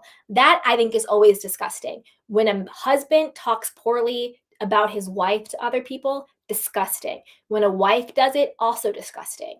And it just left a really bad taste in my mouth with her. I think that maybe she did love him at some point, but I think she either never really loved him and she loved what she thought being his wife would fulfill in her. And as we all learn, other people cannot fulfill you. You have to have that fulfillment within yourself. And I hope she finds it. I don't think she's found it yet. I didn't see a healed woman. I saw a woman in the process of healing. I saw a woman in the process of finding herself, but she seemed really sad to me. She seemed really still searching for self. I didn't see a woman who had fully come home to who she is yet. Um, and she was doing a lot of projecting the whole and it's also like Monique, if you wanted to have the conversation with Angel about Bobby privately, then you should have had the conversation to Angel privately. You were talking a lot of smack behind her back. You can't say to Ashley, Giselle, and Kia and Tia and everybody else on the cast about how you're so worried for her, this, that, and the third, and Bobby this and Chris that, and then to be like, oh, but like I want to talk to her privately. Well, guess what? There's cameras here, babe, and you just told 7 women, so you're being shady as hell. You know what I mean? So I don't know. I'm team Chris with their divorce. I think that Monique, because I think it's okay to realize I'm not in love with my partner anymore. And I need to go and figure out my life for myself without making the other person a villain. It is okay to say, I want something different for me. You don't have to say that that person is bad in order to justify you wanting to leave, if that makes sense. Yeah, that makes a lot of sense. Because I will say also when it comes to Monique, Hmm. what I liked, because I liked her, prior to as well. I didn't watch Love and Marriage DC, but I heard she was acting a plum fool on there. It was I bad. did, It was I did hear bad. that. It was bad. But I would say Monique does has this thing that she does that I can't stand. And she did it when she was on Potomac as well, because I did like her. She has this mask that she has to present herself a certain type of way in front of the women, and anything else is just like that's not her, and she don't take accountability for it. And I can't stand when she projected her stuff to like, I won't even say in this season right here, like she was trying to say, oh, um the reason why she changed is because of the fight. No, girl, the reason why you're changing is because you are now a single woman and you're now divorced. The reason why it just seems like she needs to say like, oh, she changed because of the fight, so she can present herself a different way to Giselle, to Wendy, and all this other stuff. And that's the only part of Monique I do not like. Because it's like, girl, just be yourself. It is okay that you bopped Candace. To me, it is okay that you bopped Candace in the head. Just own it and move on. I would have And bopped her too. I'm sorry. I would have bopped her too in that yeah, moment. It's like, don't play in my face. Don't say, oh, we're sisters, we're so close. And you know that these evil witches are scheming and scamming behind my back. And then you have the audacity to play in my face. Because that's more of the betrayal. It's like, if I know you are an evil, bitter, jealous witch like Giselle, and you try to do something to me, I'm ready for it. But when you pretend to be my friend and you don't give me the heads up, because Candace told Karen, why didn't she tell Monique? Karen had to go back and tell Monique, oh, these girls are trying to say that you're having an affair with the trainer, that you had an A word because you were pregnant by him and it wasn't Chris's, and that, the baby you do have now is the trainer's, but then they couldn't go with that because Chris, the baby looks so much like Chris, everybody knew it was a lie. Why didn't your good sis Candace tell you? You know what I mean? That is the betrayal of it all. When someone smiles in your face while stabbing you in the back, I would have bopped her too. Not saying violence is right, but we're human beings and we are animals. And this is the thing. I don't condone violence, but I understand it. And anybody who says violence is never blah, blah, blah, you're a liar. We're human beings. We are inherently violent to certain degrees. It is what it is. Like, you're lying if you never say you don't understand someone being violent against somebody else. Sometimes people need to be bopped, okay? I'm not saying do it because I ain't got no bail money. I ain't got bail money for nobody. There's still consequences for violence. I can Yeah. understand why you're violent, but there's still consequences to violence. Some people need to get popped. They need to get popped. But I'm not saying do it though. Okay, so I want you, because I have a couple. I always have a couple of questions when I come up there for you. How do you feel? Because this is why I said I do feel like Kay is inarticulate with her beef with Wendy, and I said I feel like what it is because Wendy is actually phony and fake, and she's not any of these girls' friends or whatever. Do you feel that? Because this is, I'm gonna just go from what my take is, and then I'm gonna let you elaborate, right? So I've been seeing on Twitter, Kay's aggressive. Kay's about to hit, she deserved to get hit by Deborah, etc. All this stuff. Like I said, you was gone, Candy. I needed my sister because I was fighting for my life. So they said Kay's aggressive. She deserved to bring Sesame Street back to pop Kay in the head because she's aggressive. Do you think Kay is any less aggressive than Candace was on that show? Uh, Or you think that is the wrong word to be using, or whatever the case may be? I'm so confused because I wouldn't put Kay and aggressive in any category. like, did I miss something with Kay being aggressive? I thought Kay caught a stray at that party where I forgot, wasn't other people fighting? Like, it was like, I forgot who was fighting in that fight, but I thought Kay caught a stray with the bop in her head with the Cookie Monster. Yeah, so they saying this season she's aggressive to Stacy and she's aggressive to Wendy. That's what they're trying to say. And she deserved, now it's like they backpedaling the Deborah situation. People are these bots need to be banned, okay? Bots. Because they're clearly not functioning human beings. First of all, Kay being assaulted at that party, there is no correlation to her yapping her mouth at Stacy and Wendy this season. Totally completely different fights, totally completely different people involved, totally different energies. I think that Kay caught the stray in the fight between Cookie and Cookie Monster and Candace, right? Because it was over Chris. That's right. It was over Chris Bassett when Cookie lied and said he was trying to kick it to her. And everybody Yes. was just like, Cookie girl, you lying. Roll back the footage. And she looked like Boo Boo the clown because clearly he was just like, hi on his phone, like in between like filming. And she was completely making it up. And again, that was a scheme Ashley set up because Ashley is an evil little rat. And so no, I don't think Kay is aggressive or violent at all. I actually think she is. I laugh at Kay like the same way Stacy does. To me, Kay yaps like a chihuahua. That's why Stacy looked at her and was just like, "Girl, like you only get activated for like that's like a 2 out of 5. Like you don't have a ring. Like you don't have a man. Like you're still yapping and yapping about your non-existent condo. Like what?" Kay to me is kind of a joke. Like, who takes Kay seriously? Not Greg. Like, you know what I mean? Like, I don't think that I don't take Kay seriously in any way, shape, or form. Any way, shape, or form. Her whole my condo, my life, my blah, that to me sounded like Chat GBT gave her a little monologue that she was gonna say to have a moment or a beat. That to me was even weird and whack. I don't take Kay serious at all. I wouldn't put her an aggressive or violent at all. She just yaps and that's it. To me, she's also kind of like she's very like girly girly. You know, I don't see Kay's like a very girly feminine girl. I don't see her all like roof roof roof. I don't know. That blows my mind. These people on Twitter, yikes. I don't get it. Hey, Adam. Hi, Candy. What's How up, goes? homie? Good. How are you coping with the snowstorm? Oh my gosh. Are you doing Not leaving the house at all. right? Because, At all. because I've just been seeing all the pictures our way, and it was just like, wow, like that's It's a lot. crazy. It's a lot. Yeah. Yeah. Apologies for my typo. I meant to say Angel isn't made for TV. Like, I agree. I don't think she's meant for this show.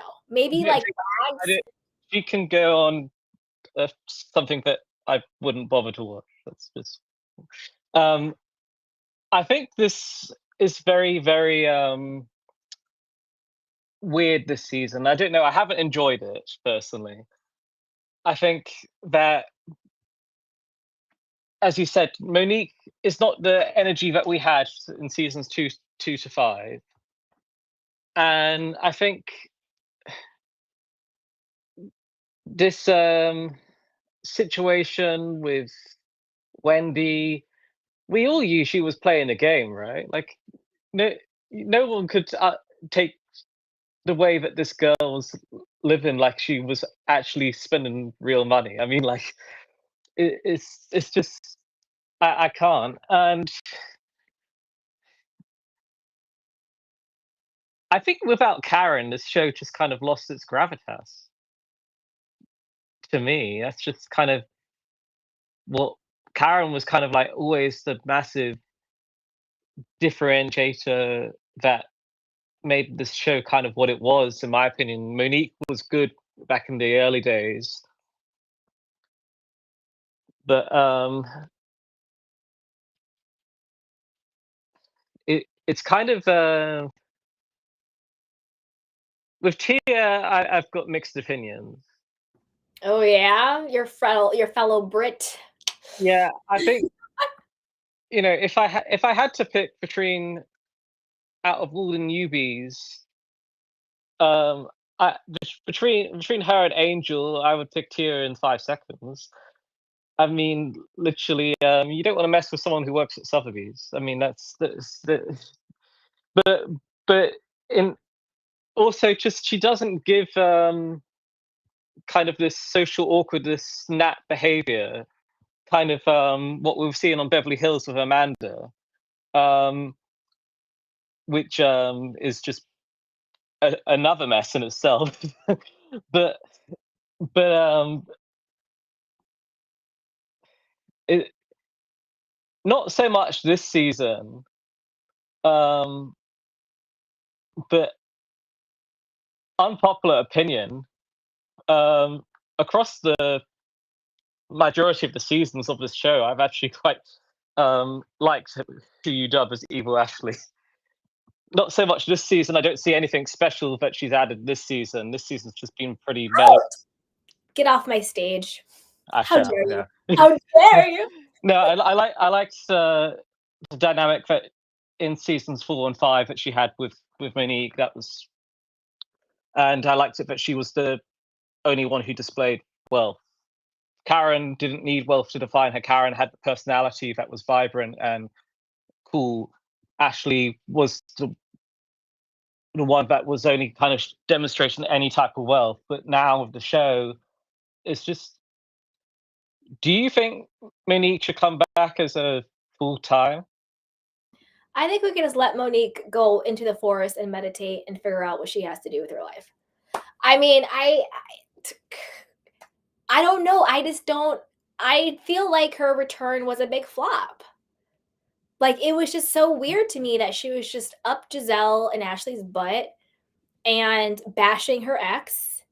And the only saving grace was she didn't take the bait when it came to Stacy, because I do think that Ashley and Giselle were trying to set her up to have another big fight on the show. They're teeing her up. And I do think Ashley was the mole, because again, like in the finale, go back and watch. She's talking to Monique and Giselle is in the car, and she's like, "Oh yeah, like I asked Chris if he was having sex with he was sleeping with Stacy." And Giselle was like, "Oh yeah," and Monique looked like she was like, "You didn't tell me you said that. Like I didn't know you were talking. You don't know him like that." So they gave themselves away. Obviously, it was Ashley and Giselle feeding Chris all the information this entire season, not Stacy, because even Chris said no, it wasn't from Stacy. And the whole like Wendy's whole theory that it was Angel who told Bobby and Bobby told Chris. I don't think that Bobby and Chris are kikiing like that, because I don't think Bobby really gives a crap. I don't think Bobby is tapped in like that. Do you You know what trust I mean? Do you trust any of Wendy's theories?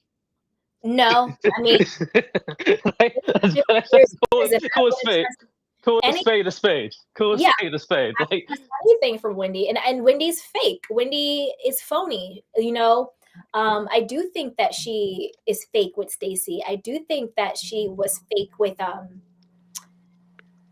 I do think she was fake with Kay. Oh, that's right. Because remember, Kay was like, "You didn't say hi to me at an event," and they had this whole beef or something, right? Yes, that You that miss it was like I it, do think it this is sounded so childish, but yeah. so. This is the thing, though. I do think Wendy was being phony and holier than thou, but I also think like Kay shouldn't have sweated it the way she sweated it.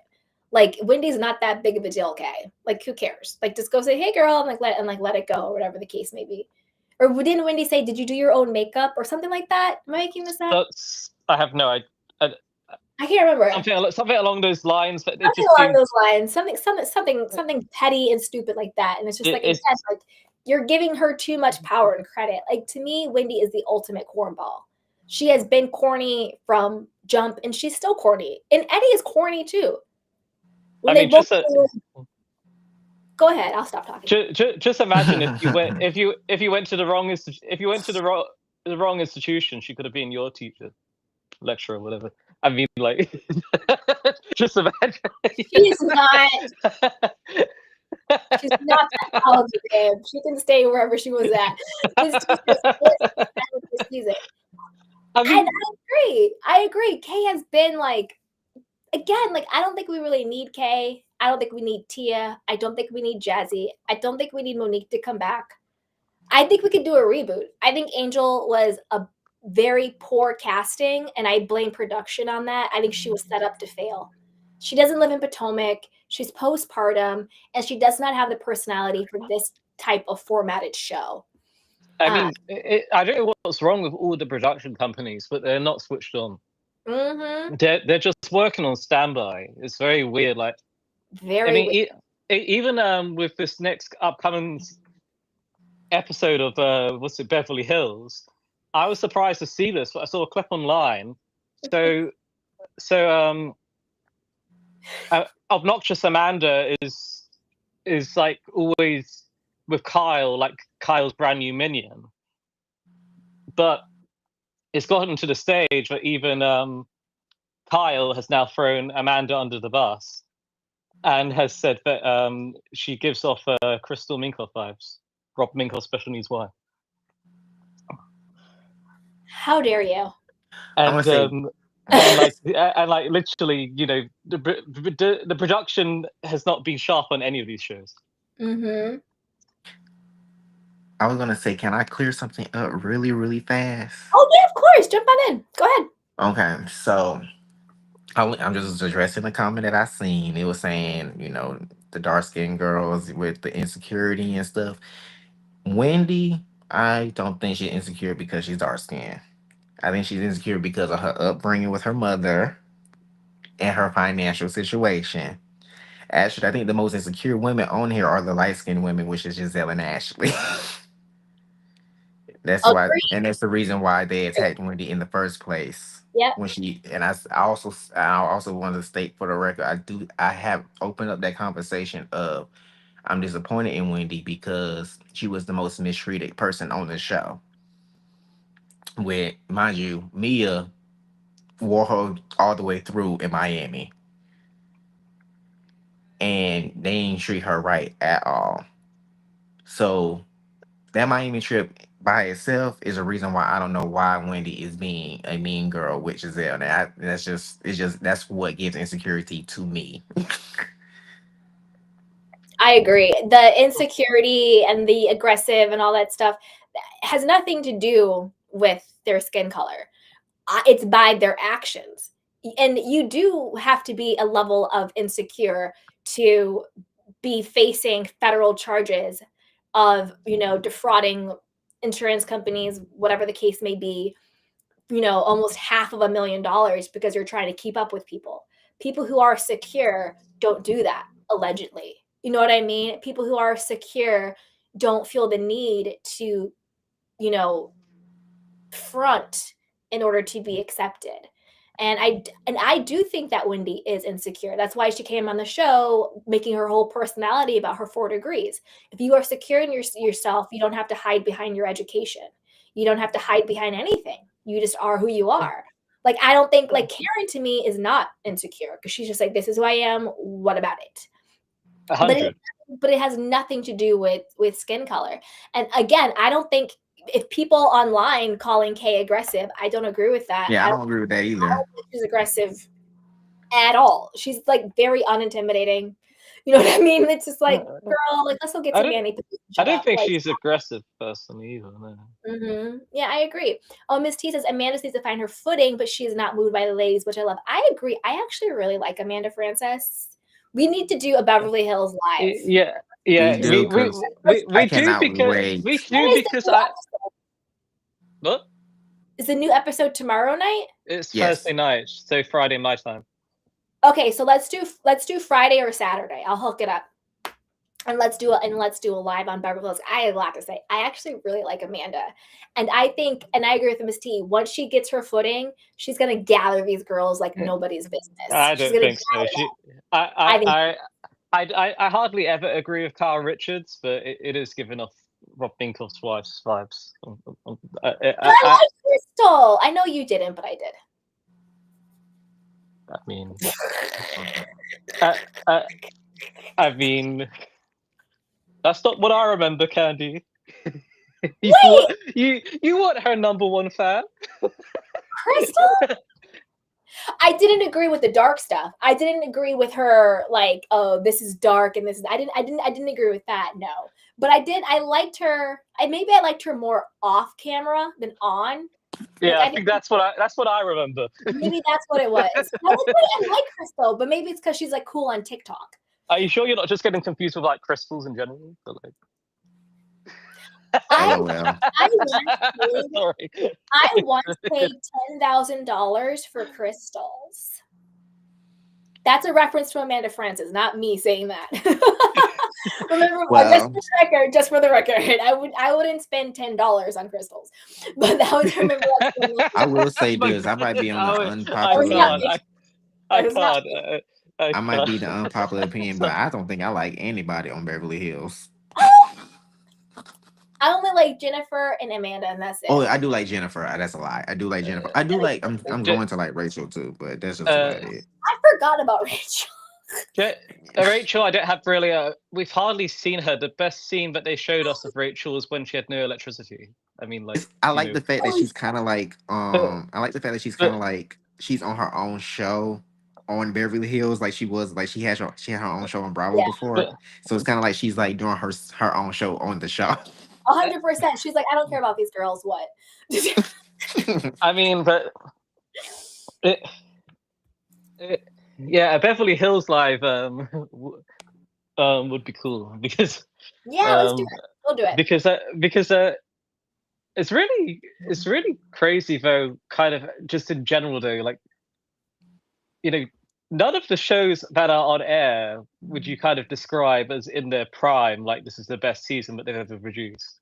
Like I don't think you could, unless you could tell me I'm wrong and name a show that you think is in its best season ever produced. I can't think of that because like I mean even just it's been on longer than 5 seasons needs a reboot if it hasn't been rebooted yet. Because right now, like even Salt Lake City, Reunion Part 3, I'm not even going to talk about it because it was Garbaggio. It was the whole thing. I didn't like I haven't even watched it, but just from the clips I've seen online, I don't like it how it's framed Meredith. Agreed.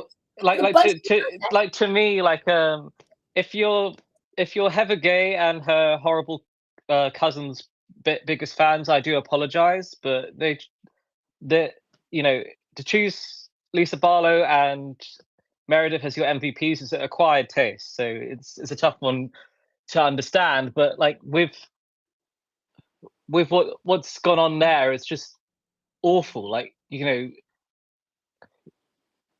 and this Bronwyn girl, I can't. Like, I'm sorry. Like you're better than Grandad Rose's wife, but anyone is. So that's not hard to beat. Started on Fraudwin. I can't stand her. Like cannot. And then Whitney was only crying because she needed a moment because she knows that her job is probably on the line. Yeah, I mean, I'm just gonna forward you something quickly, and can you and let me know what you think. Let me just send it to you. Okay, on Insta. Yes. Okay. But I have a question for you guys. Why y'all do it? So I have seen the interview of Candace, and she was saying how she feel like the girls need a mentor coming into. She felt like the girls, like, Kay, Angel, they was kind of lost in the sauce because they didn't have a mentor, and that's why Giselle was like basically having her minions go run rapid or whatever. Do you think if Angel and Kay gets another season and Karen come back, that she's gonna take them under her wing and they're gonna have a better season?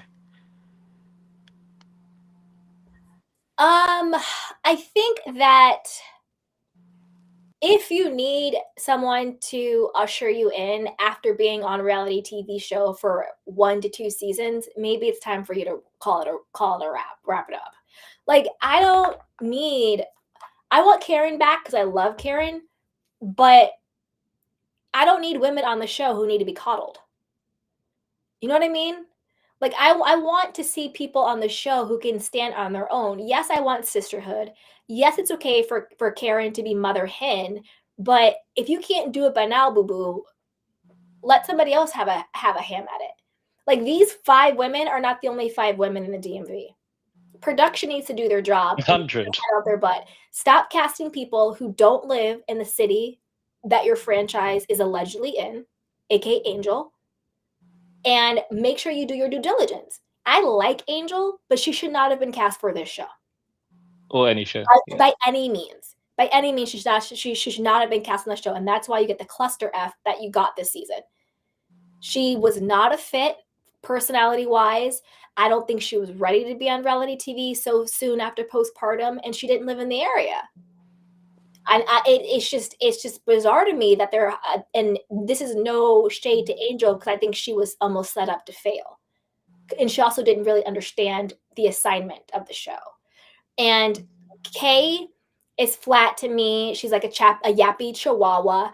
Tia Tofu. Who cares? Like, you have a cute family. Bye bye. You know what I mean? Like, you want to get some, tea at the 4 seasons, sure. But like, I don't need to see Tia's life every week.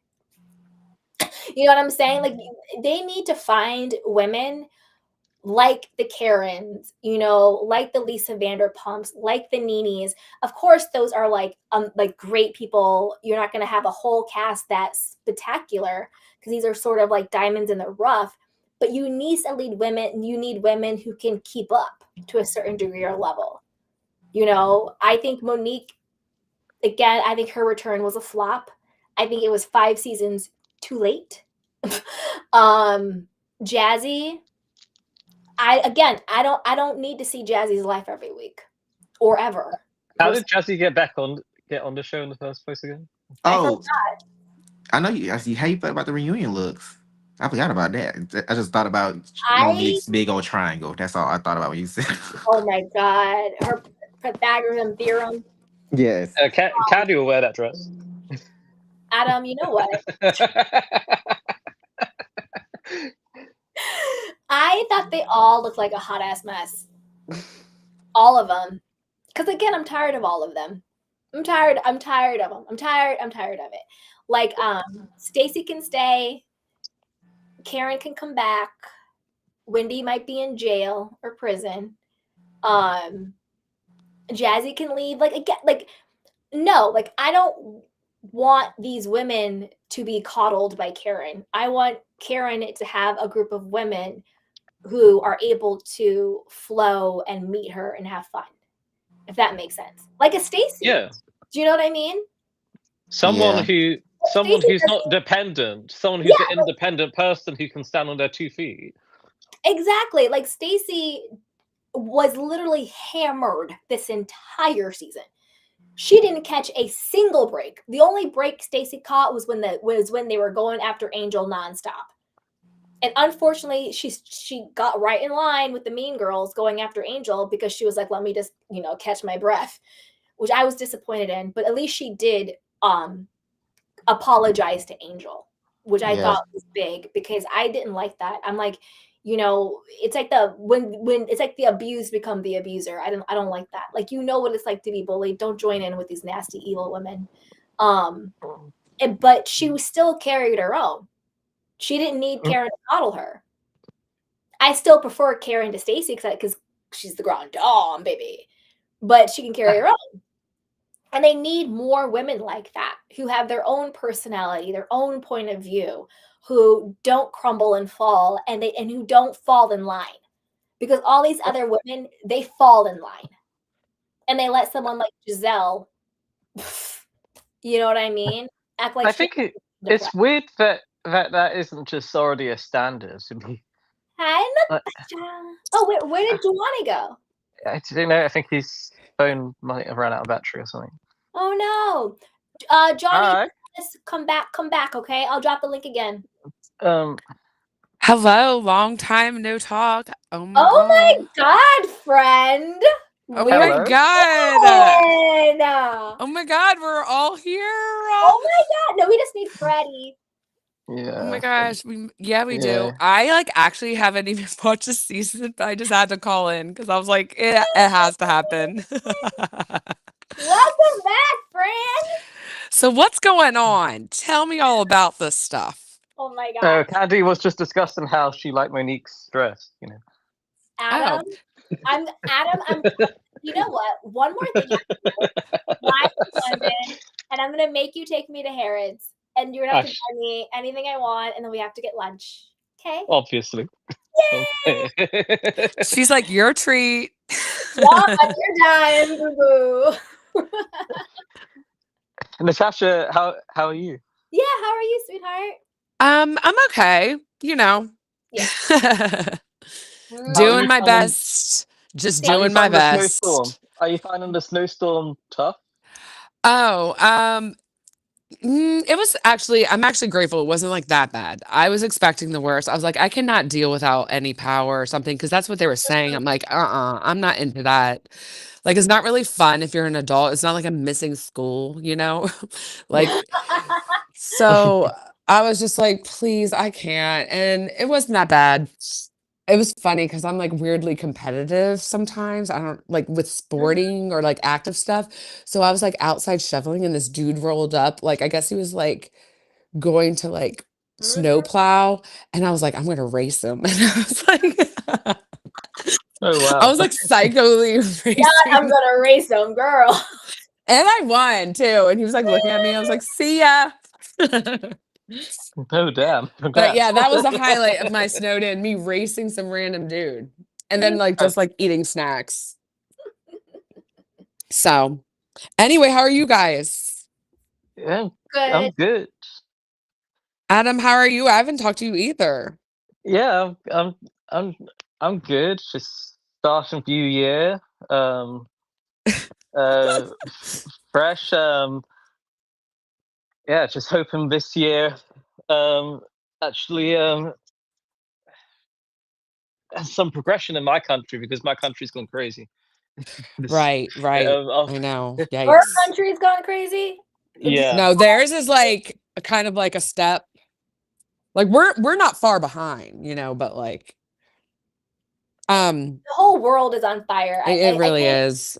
About it. That's why I'm like, I can't leave my Sometimes house. I'm like, I just need the king to return because like this is getting out of hand. Much. I mean, I just like I don't know. The future has it that in 10 years' time you're going to have Elon Musk's robots teaching people in school. So it's going to be yeah, like and we all know in every single movie with a robot, they're always the bad guys. Always, they're never not the bad guys. So I don't know what this is exactly, or people seem to be confused. But there is not ever a story where the robots are the good guy. Yeah. Maybe R2D2 or whatever. They're kind of cute, I guess. Sure. But anyway, I was just thinking though, with 2026, have you all ever heard of like your golden birthday? Like if it's whatever day you were born, and then it's like, so I was born on the 26th. So my 26th birthday was my golden birthday. But if this is the 26th year, is this like my golden year? Name it and claim it in the name of Jesus, Tasha. Right? Yeah. Right? Claim it. I'm like, I'm doing it. I mean, rock and roll. I mean, Adam. God bless you. I mean, Sadly, I can't follow that because I'm born on the 3rd, so like literally like Oh, that. I mean, like I would have to go back in time to have my golden year. Like, when you were like 5 or like 2? When he was How old three. yeah, were you in yeah, 2003? Were you 4. born? Oh I my was God. 4. Yeah, Phew. I I got was scared 4. for a It's second. crazy. Yeah, I was the last year of the 20th century. Oh, here he is. Man was calling. Hey, Papa, welcome back. Oh, what y'all was talking about? Golden years or something. Just Oh random yeah. Yeah, stuff. If you have we. anything pertinent to the actual, all means. Oh no. I don't really have.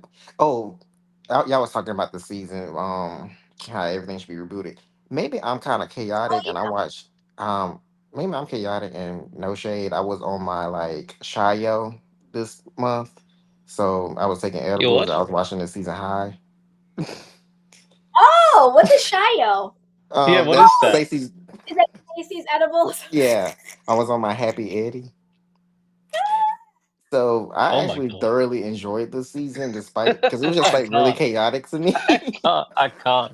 I can't. It was because you had a little bit of help there. Yeah, it was like the season was like very like chaotic and camp to me. It wasn't better than Mm, season 4 because I would yeah. never forget Ashley getting whacked by everybody and their mom. That's the best season to me is season 4 Potomac, of course. But I did enjoy the season, and I Uh, think I would say I'll thank Happy Eddie for that. but yeah, Potomac was better before Nat PhD came onto our screens. Yeah, But I think it was to honestly the problem for me was Giselle and Ashley so clearly having this alliance and yeah, thinking that they are, being the producer's pets and so clearly producing the season. Like it just took away any type of like joy or spontaneity or realness I to it when it's so clear that they are producer pets. yeah. Because I was gonna say Colorado trip was a key to me high. Like them not having water to brush their teeth. That was hilarious to me. That's what I'm saying. If the women had actually like clocked in and just had fun and got Yeah, sticks out their butts and stopped being so mean to Angel, it could have been like fun and funny. Like if me and my yeah, all my friends got stranded in the woods with no water, it would be like such a memory for us. Like remember we had to oh go to the god. creek and like get water and like we were all stinky and had to like Uh, push like, behind a tree. It could have been a kiki. It could have been fun. And I actually feel like if Karen was there, it would have been such comic relief. It would I, have been yeah, such, I don't. you I know what think I mean? Karen would have been horrified. I mean, I'm looking forward to what Karen says to Nat PhD at the reunion. I think Karen would be horrified of that being a key. I'd be like, you got. No, I think it would be but I think Karen would have made it funny, not a bully pile on. Like I yeah. I felt think the so bad same. for Angel. She was crying every scene. You could tell she Yep. felt embarrassed. She was trying her best, and the women gave her no grace. Like you're literally, I'm sorry, you're literally on a private jet somebody chartered for you, and you have the audacity to cuss them out. Yeah, And they're but I also will Actually, say trying this. to disappeared. apologize to you. Like that's to me what took the joy out of the season. Yeah, you're right. So I want to Here, say, but can y'all imagine probably the smell of that private jet? The fact that none of them probably got in the Oh, shower. why did you have to say that? why? Why? I'm gonna pretend you didn't say that. Like, so I'm who just thinking, who like who they said, who was no running actually water. That means like who? no showers or no like brushing. Like even like they said, Stacy. They said because they said in the beginning of the season, like Stacy breath was bad. Like Mhm. now, all their breath was bad at the end of the season. Oh my god. And Uh, Kay, Angel, and Tia coming smelling like Bath and Body Works and having a fresh blowout and just having the top of their lives. w- It was a key to me. I don't know. It was a key, but I think I agree that the situation was a key, Yeah, the situation. Yeah, but the way the women treated Angel wasn't. yeah, Like I didn't like that. Yeah, that's the part that I was just like, y'all need to stop. This woman is on the but brink. And she also probably hormonal. yeah, that's true. It's just they just were not nice to her and gave her no grace at all. Where if it was like I said before, if it was Giselle and Giselle during the trip, and something went wrong with plumbing, as it does. You know what I mean? Like, okay, the water stopped working. That could happen at anybody's house, whether you live in a shack or a mansion. You can have plumbing issues. Yeah, Look at you're right. Hills. They live in Bel Air, and their power was out. Kathy had to go Yeah. to Sutton's house to get her hair blown out. Was it like, oh my God, this is so ghetto and crazy? No, she lives in a multi-million-dollar mansion in Bel Air, and her power went out because guess what? That happens. I think it Yeah. was just also the problem with Angel was just that she was just a logistics mess. Like they all were a mess, but Yeah. the you know, at least with that, like as long as you have charge in your phone, you can just Uber to someone else's place. But like when you were literally trapped in the, I mean, it wasn't quite But the it also, was but why didn't they actually tell Angel? yeah, they were all a mess, Yeah, but it was that didn't just make like sense to me. literally everything was okay. Tough question. Okay, go. Who was worse this season overall between Angel and Nat PhD Wendy? In what sense worst? Like who like literally was the hardest to watch? Like just because it was watching paint dry for both of them. Like to me, like I think in context of Wendy's allegations, it was hard to watch Wendy try to front and stunt on anybody, knowing what was coming for her. So I think it was hard for me. It was harder to watch Wendy. I had more empathy for Angel. Okay, you want me to answer that question as well, or Yeah, of yes, course. okay, Yeah, yes, yeah, okay, yeah. Yeah. You're everyone. yeah. okay, okay. Period. Period. Period. I was gonna say for me, harder to watch. I would say Angel, but it's a big but. It's a big but. Um, and that's the only reason why it was a harder watch because I knew she wasn't a fit. That's just it. But I still, like I said, I still found enjoyment out of her. So if um Wendy, I barely enjoyed her this season. So I would say, in the context of like not being a fit, I would say Angel. But like likability, I would say Wendy. Fair play.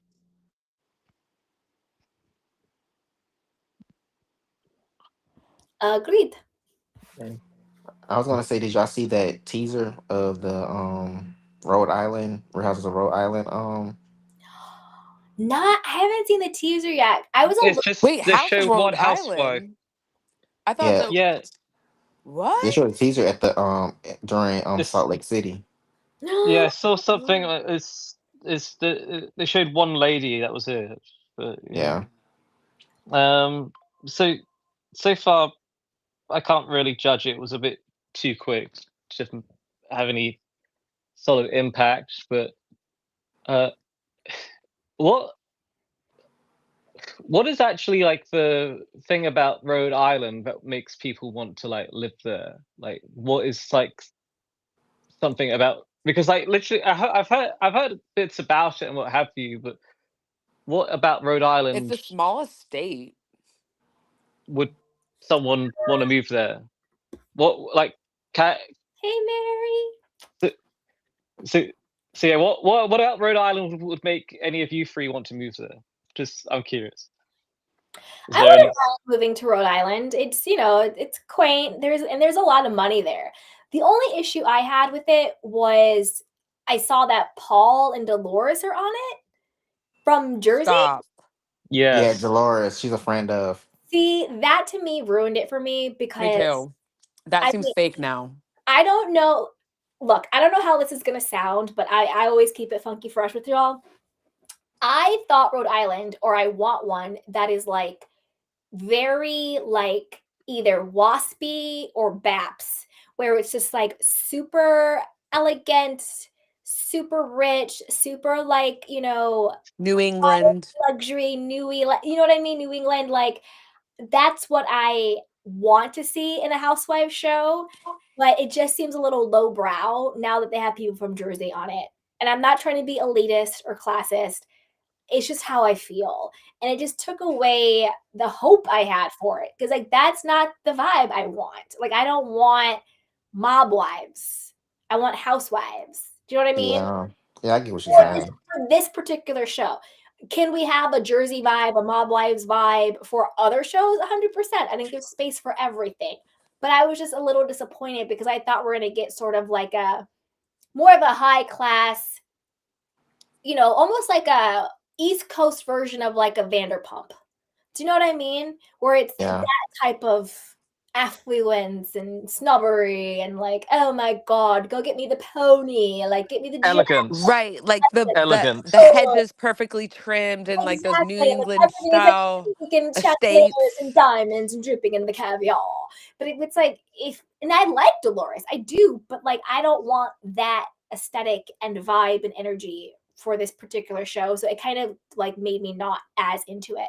I want my like New England, my like Connecticut girls, like that vibe. I think would be really cool. Yeah. Yeah. This is Paul even I was gonna divorced. say LOL. I think he got LOL. divorced just to be on the show. I don't think that if he was Yikes. cast for Real Housewives of Rhode Island, I don't think he ever would have got divorced. I think he did it to give himself credence to be on that show. And why is Yeah. Paul? Why? I'm mad. So so I was gonna answer the question.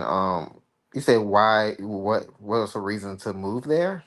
Yes, Me because personally, I don't really know much about it. That's Is Paul why. from there or like not? He's He's I from obviously thought he he's was from from Irish, right? Ireland. Ireland. He's from the island.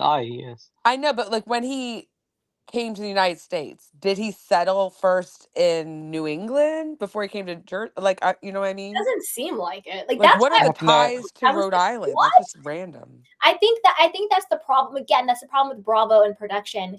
They're kind of dumb where it's like they think they need leverage from other franchises to sort of like usher in a new one. Like, oh, well, like Dolores is like a fan favorite. Let's have her usher in this franchise. I think to me, unless it actually is an authentic fit, it dilutes the the authenticity. authenticity Yeah. of what you're doing. Like Right. And I you're don't starting need it off I that don't way. It's like, yeah, okay. I don't need Dolores and Paul to make me invested in Rhode Island. That actually makes me not invested in Rhode Island. Exactly. Yeah. Well, I'm like, what is this fake show doing like now? Like, And Mary, yes, I am Team Scamanda on Real Housewives of Beverly Hills. I actually really like Amanda. Mary, she won't be for long. It's just a phase. Don't worry. How dare you? LOL. I was gonna say yeah, but what I was gonna say about Rhode Island, I'm kind of interested in it because of the simple. I get what Candy is saying because I would love that. I think some of the women, the one they showed in the preview, gives like she's gonna give that, like the one they showed in the preview. But I would say the reason why I'm interested is the simple fact that it is so small and it's like a blip in like the whole United States because everybody knows everybody there. So we're gonna get everyone's tea on that show. That's the only reason why I'm like kind of invested because oh, like everyone's in each other's business. yes, because mind you, they probably went to school with each other, brothers, their exes, their their if they That's somebody see true. somebody husband, like it's right across the street, like it's right there. Everything is right there in Yeah. like arm's reach in Rhode Island. I went to Rhode Island one time. The air quality is good. I will say that. Um, Ooh. it's very clean, very a very clean state. I was only there for like 2.2 seconds. I drove from Rhode Island to Connecticut. That's how small it is. Is it waterfront? Like, are there waterfront there? Yes. I feel like I need to brush up on my United States geography.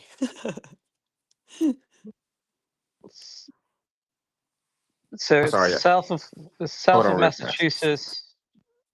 E- Okay, so it's east of Connecticut, south of Massachusetts. I mean, they've got decent. Just Like looking online, it's I want to see the Real Housewives of like Cape Cod. Yes. See, I was thinking the reason why I asked about the waterfront because I was thinking like, do they summer in Cape Cod? But then I'm Right. like, well, if they're already waterfront, like, would they do that? Or like, that's what my mind was going. Oh no, Yeah. you summer in Cape Cod, 100%, because it's too cold otherwise. But it's also like the Netflix show. Did you guys watch? What was it called? Palm Beach. The Palm Beach. Hmm. Yeah. No, that wasn't. But yeah, The- that's what I was gonna That, say. Like, if you watch the little sneak peek, they summer. like the They graphics kind summer of in look like Palm that. Beach. Yeah, I'm gonna watch the sneak peek, and I'm obviously gonna give it a go. Like I'm definitely gonna give it a chance. But But this is my yeah, a pop. I want another like predominantly black franchise, so I really want a Real Housewives of like a New Orleans, ooh, didn't they do that? No, that was Southern Charm. That was Southern Southern Charm. Charm. But I really want a New Orleans housewife show. Like that would That'd be be like good. really cool. That would be cool. That would be cool. New Orleans is so scary to me. There's like Me vampires too. there. There's like vampires Yeah, and you can't touch their elbows or something. and tarot readers and like disappearing bars. And, like Nola, one of my besties lives there, but still scary. Yeah, We gonna like have that like is the oh, only 10 reason Mary why I don't Cosby's want to there. go. But Mm-hmm. it seems pretty and like full of culture, obviously, but their accents are wild. but, I'm just thinking about like the 10 Mary Cosby's they'll cast there. oh damn, damn. Um, what's it? Candy, when you were mentioning earlier about Monique and the whole situation with her and Chris, Yeah. what what was that Love and Marriage DC show even like? Because like we didn't get that over our way.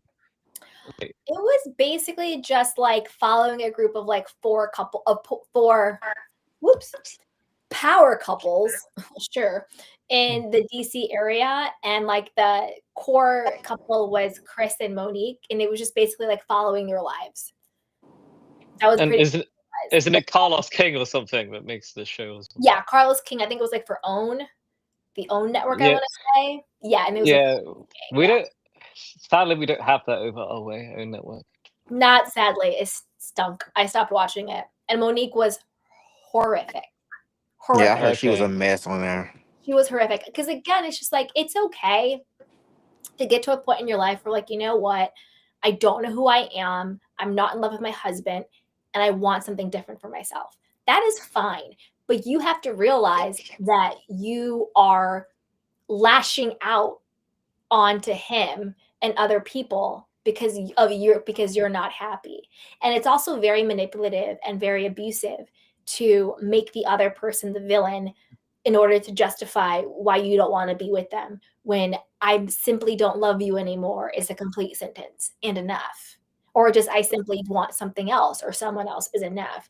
And I think it's really sad when people try to take down the other person in order to justify their own wants and needs when just wanting it and needing it is enough. Yeah. And watching Monique this season, I don't think she's healed.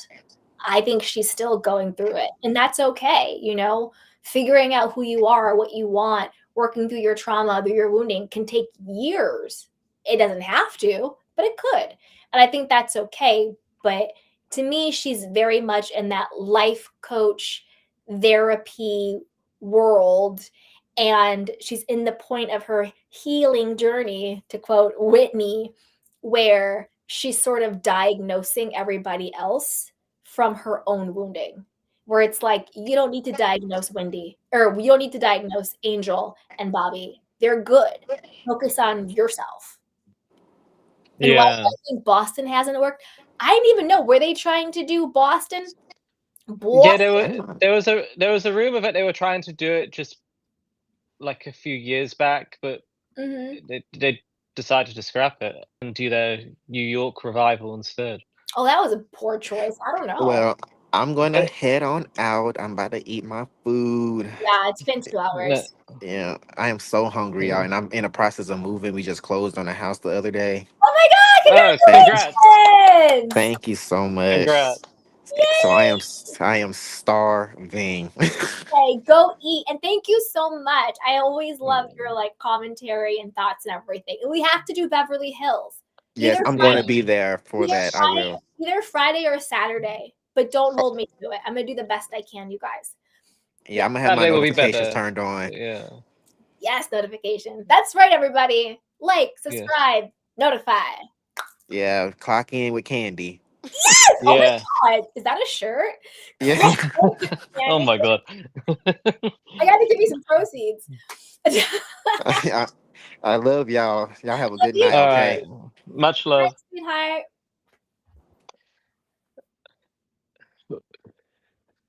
All right, you guys. Should we call it? We've been on here for a minute. Um. Oh my god, I just Sure. stepped away to get a Uh, snack. Wait. Dang. Okay. Wait. Wait. Wait. I was gonna say, what's it? I'm still watching the Vanderpumps revamp. It's going really good. Oh my I god. s- What do you because now we're just gonna chat. Why does it look like that? I don't know. Your Just looking skin at. is glowing. Oh my god, thank Yeah. you. What are you Yeah. using? And you look very skinny in a good way. Oh my god. Yeah. Yeah, I mean, you know what? Stress. But Right?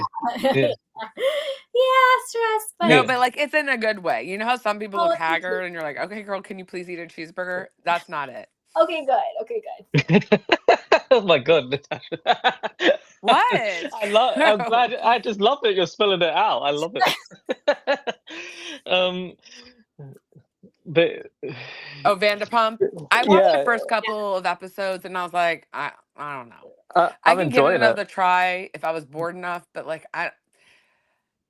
it's never gonna have that magic, obviously. And it's just like these people are like caricatures of like of who they are, or I don't even know if they're even like real. I don't Mhm. know. And that Quite one frank. dude's been on like 5 reality TV shows. Oh, the one And who I him thought I oh dated yeah, him and his last night. brother or his His cousin. cousins. Yeah. Crossing Did you swords. find out about that? Okay, I just watched the last episode, episode 8. Like, I in my gut, alleged opinion, I think that there is some incest going on. I do think that they get freaky for some money. I think they do. I think they do. That from everything I didn't look it up. I didn't look up their OF page, not going new, Like but do some strange for some change. that's what I was trying to think of. Yes, 100%. I think that and I think to them they're just like, oh, Like not all money is good money, guys. Like what are you we're doing? playing a role in their mind or whatever. But yeah. But Oh, Candy looks like a cat. Thank you, Miss D. I mean, obviously.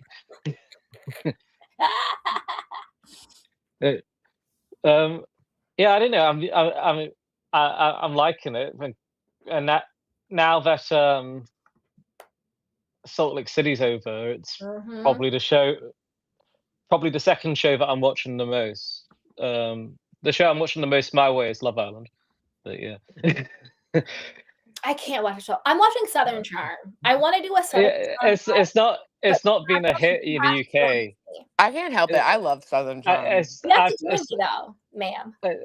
it's not really been a. I've tried to get into it, but it's a bit of a different life for me, Nick. I like Sally less now. When she said to Austin, "Oh, your girlfriend hates me," I was like, "Okay, That's what I mean. I was like, anything I have for you, now you- you're messing it up, babe. But, Now you're no, messing it up. she's doing that thing that girls do. Oh, your girlfriend hates me. I was like, "Sally, girl, I'm like, girl. don't make me." but the other show that's kind of not really been a hit here, which Natasha recommended to me during a while back, was Summer House, and like it's Oh, never I really stopped watching that really. and it's an interesting concept, and I don't know, like the Kyle and Amanda, like low-key now are not they're now not a thing, and now it kind of gives off that she literally wanted to be with him for the show. I don't know. That's what people are saying online. I'm so confused because I thought that it was like they were trying to pretend. Well, I just assumed that it was PR, like they actually were going through extreme hardship, but they just didn't want it on blast. Mm. But then they said they were divorcing, and then I don't know. I saw something that was just like Wait, are they back together or just pretending? Like, I'm just I saw confused at that this too. point. They're like, oh, they're back. I mean, honestly, I thought it was a little bit of a PR stunt because Summer House is coming back. Right. Like, not this week, but wait, next week, I think? Next week, the 4th. Yeah, I'm not entirely Which sure. that'll make me not want to watch it because I'm like, Exactly. no. So I thought it was like a bit of a stunt. What for two things? One, for the new Summer House season, which they're probably scared isn't going to do well because like there was a bunch of random people and it makes no sense anymore. And then also sort of to like buff up their new show in the city that follows Amanda, Kyle, Oh yeah, I forgot about and that. Lindsay, I think. And then they'll probably add in, new people to be in it. But I think they're just trying to buzz up for that. But it's just like either divorce or shut the hell up. Because I don't like these PR stunts. They're so fake and phony and you see right through them. Do I think they should get divorced? Yeah, free Kyle. Yeah, Free Kyle. I am not Team Amanda. same. She can She take seems all. incredibly selfish and insufferable. I agree. And did you guys see? And is he kind of a mess? Yes, but like I wonder. Wait a minute. Did you see that Paige and Hannah have some new like show that they're gonna do? Like Paige and Hannah try new things. It's sort of like following them around their podcast tour, and they're trying all these different things. It's almost like The Simple Life with like Hannah and Paige. This is my bitchy pettiness. It sounds like a budget version of The Simple Life, the way that you just said it. I mean, wait, this is the delicious part. I haven't even gotten there yet. This is like my mean girl bitchy pettiness, which I am, by the way. Yay. It's on YouTube. Girl, I'm in my luteal, so like bring on the petty right now. I'm trying to be good though. I have the mighty. But like they need to stop making Paige happen. Like I'm not buying that. They went from Bravo, Netflix specials, and I'm not even trying to be mean. Hosting, Vanity Fair, Oscars after party, or Golden Globes, to like now their show is on my platform, YouTube. Why? Damn. You really love it, don't you? The mighty have fallen. Like they couldn't even get on like Amazon Prime. They couldn't even do like a Peacock. They on YouTube just like me. Why did Paige break up with the Southern Charm guy? Oh, because he's crazy and he's a sociopath, and she no longer had use for him. Because I think she knew she was leaving Summer House, and I think that he's cuckoo for Cocoa Puffs, and I think she was ready to level up. Yeah, she got what she needed, and it was like, see ya. Yeah, which is fine because honestly, Craig is crazy. Yeah, he is. They're both flawed. Yeah, not great people. Would you rather be with him or PK? PK. Okay. Because this is the thing. I don't think PK is a sociopath. I think PK is maybe a bit of a grift. I think he's gonna. I wouldn't go in business with him. But I think PK is a vibe. I heard he's charming, like really charming. That's what I'm saying. Like has Riz for days. Exactly. I think he's a vibe. I think he's really fun, and I don't think he's sociopathic. I don't think he's. He won't be joining us at Harrods, Candy. I mean, no. I won't let that happen. That's fine. Party can come. But with what's it, the E Network, does that produce any decent shows nowadays? E? Yeah. Not really. Not anymore.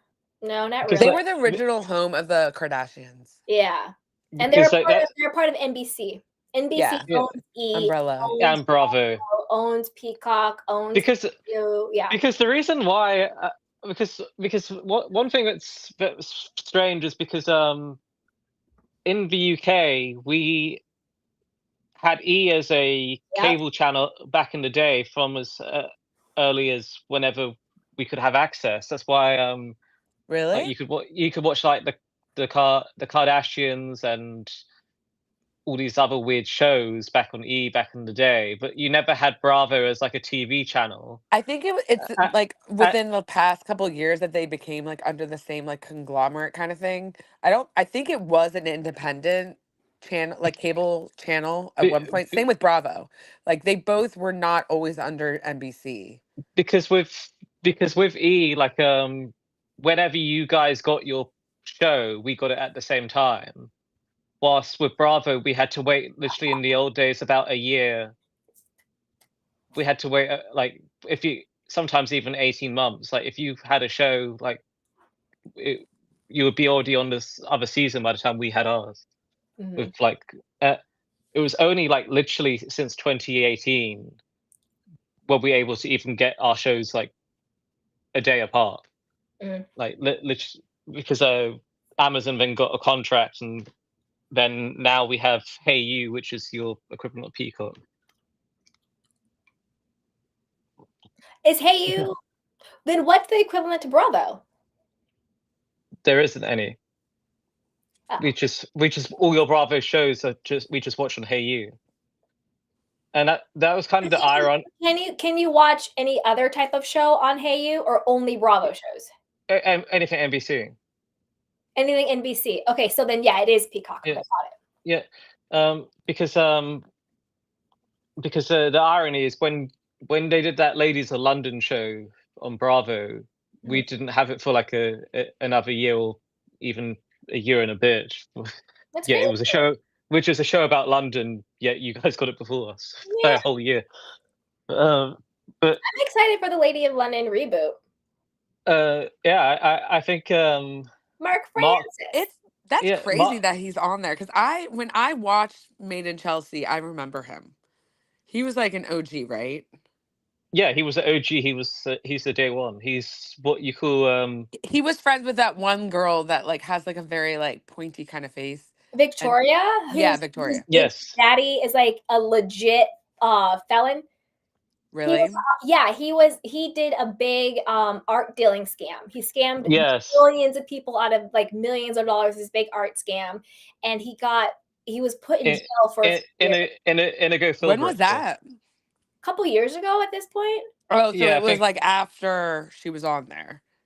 It was after she was on there, but she talked about it when she came back. Yes, yeah, there's a documentary about him. What's his name? Inigo. So like indigo out the D. Okay. Yeah. He also looks crazy as hell. Because he does. It's a weird one. Like I mean, in the face or like the eyes. Oh yeah. That'll do it. He's someone who's like, oh my God, you would be so hot, but you are batshit crazy. You know what I mean? Right. He's always like, I don't understand how he was so charismatic, because he looks cuckoo for Cocoa Puffs in the eyes. Like is he the type of guy that like his eyes get really big when they talk to you and you're like, whoa? Yeah, it's kind of like so I can't do the accent, but it's like, so I wasn't scared when the plane came to take me away, like blah blah blah blah blah blah blah blah. Like okay, that was like borderline English, borderline French, and one like not French. she Candy was just letting me just make the mock of these European people. I can only do the accent if I like hear it and then directly after that. But Candy, Natasha doesn't know about the brand new people on Made in Chelsea. She doesn't know about your favorite person, i.e. Yasmin. Well, I heard y'all like go on and on about all those people. Don't you worry, remember? I like Tristan. Mary says, do you think Brenna is going to get banished on Traitors? I haven't watched Traitors. Have you guys been watching Traitors? Yeah, and I hate that, like, no. Rob is looking good. I'm sorry. And I don't even like him. And he gets on my nerves. But he was really sweet to that autistic comedian. I was like, oh my God. Like, he was actually really sweet. And that guy, like, talks so highly of him. And I'm like, that is kind of... I heard... Oh, and guess what? I heard Dorinda. Who's that? Dorinda. Oh my God. Dorinda. I heard Dorinda said some awful... And he said super personal things about that guy who just recently got banished, who's on the spectrum, by the way. That's why he was like maybe a little standoffish or whatever. He's a comedian. Yeah, Ron. Yes. And apparently she said some god awful personal things, but it never made it to camera. And meanwhile, his reaction just made it to camera. So he just looked like this like angry guy. And he was like, cool. But yeah. I don't know. I really want to know what she said. Dorinda does seem like she might not be the greatest. I think she's pretty awful. Yeah. Yeah. I How did haven't seen. I Dorinda haven't seen. how did Dorinda and Lisa Rinna interact on the show? I don't know. Like Lisa's just being really weird because she's a traitor and she doesn't know how. And basically, when you're a traitor, you have to act like you're not. Right. So her natural state of being is a traitor to begin with. So for her to try to act like she's not herself, Yeah. it's weird. And she's standoffish and and people are kind of looking at her like, why aren't you acting like yourself? Mm. Because she doesn't know how to not like she doesn't know how to be like a normal nice person She with doesn't know how like to not scheme. what's that? She doesn't know how to not to scheme. Right. She doesn't know how to come off like she's not scheming. Yeah. And so it looks awkward almost. And she's like honestly like quiet and weird and people are just like, "Okay." I'm surprised that what's her name? Maura Higgins is there. I'm surprised I how know. I wonder if her and Rob got together like I don't know secretly. who that is. What'd she's you the say? girl. She was on Love Island UK, and then now she is the Love Island She host was for the USA. After Sun host for the US and then she was on like a famous season of the UK one. I think it was like 5 or Yeah, something. I don't she know. was on the same season as. Have you heard of Molly May? I saw the documentary promos, but I don't know who she is. I didn't watch it. Yeah. Anyway, She's she's like the Irish. most. Yeah, she's this Irish lady who was on Love Island, and she somehow got the hosting job your way to host the American Love Island. Mm. But Not somehow. I'm just kidding. but Hey, but, Emmanuel. with but yeah, I can't wait Well, until at one he. point she was like panting and because she has the athletic ability of like a slug. And so she was like panting and Rob goes, "You want me to carry her?" And one arm picks her up and flings her over the shoulder and starts galloping. And I Heart. was like Oh. aghast. Ooh. I was like, "Oh my God, my heart." Is he still wearing overalls? Not in the challenge. He was wearing like a normal, like almost like a quarter zip, I feel like, jacket or something. Like, but yes, he does wear I think I saw the overalls once. Oh God, he needs to let that shtick go. I know it comes across very like It's attention seriously, seeking. yeah. But yeah, he threw her over her shoulder with one arm and she's like, "Woo!" And he's like running for the challenge because it's like a very physical challenge. Yeah. And I was just like, "Oh my God." Ooh, I mean, he can do damn. that to me. Like, I'm pretty tiny. I'm not. I'm 5'10", but like I'm like if he's 15. tall, I'm just kidding. He's too young. I wish if he had like an older brother, I would be into it. But I definitely see the appeal. Like if I was younger, um, yeah. I mean, But although it sounds guys that wild. like are quiet and just, I think he's weird with women though, for sure. Mary says Rob looked good, but I prefer him in his underwear. Damn. Oh, So sexy. Damn. yeah. So he's the heartthrob of like even like the old ladies, and like everyone is obsessed with him Yeah, he's like a cutie patootie. for sure. But yeah, I was like when he flipped her over the shoulder, I was like, oh my God. Yeah, it's a strange thing over our way because we're traitors. We have like one that isn't a celebrity version, but we have a celebrity version as well. But the one that's popular is the one that is with people who don't know one another at all. Just Right, uh, and we're getting that version now too. yeah, Like I saw yes, this yeah, and I mean, Candy should like go on it. I mean, regular like people yeah, they're gonna have one. I should go on it. Candy should go on it. I mean, it would Candy, be you should be. I it would want to be be a You trainer. would be a faithful, but then they would probably it, maybe try to They would make recruit you me. They would recruit me. they would it, because I feel like you probably have a good poker face, but you have too much like integrity, so it'd be difficult because you can see when traitors have integrity, they really like go through it. Like Rob, Yeah. he threw Lisa under the bus for Ron. He was like, "I'm supposed to be on your side, but like Ron's my boy." Yeah. So, but it didn't work, unfortunately. Yes, I'm watching the Persian Valley, which the name sucks. It should have been called Shaws of the Valley, not Yeah. the Valley Persian style. Isn't Persian style like it's an aesthetic? It's like I want a Persian style It rock. it Like not you know well Right? I don't know. It's a weird one with the name. You would have thought they would have. Yeah. Wait, are MJ and what's his face really getting a divorce? and I hope Tommy divorces her.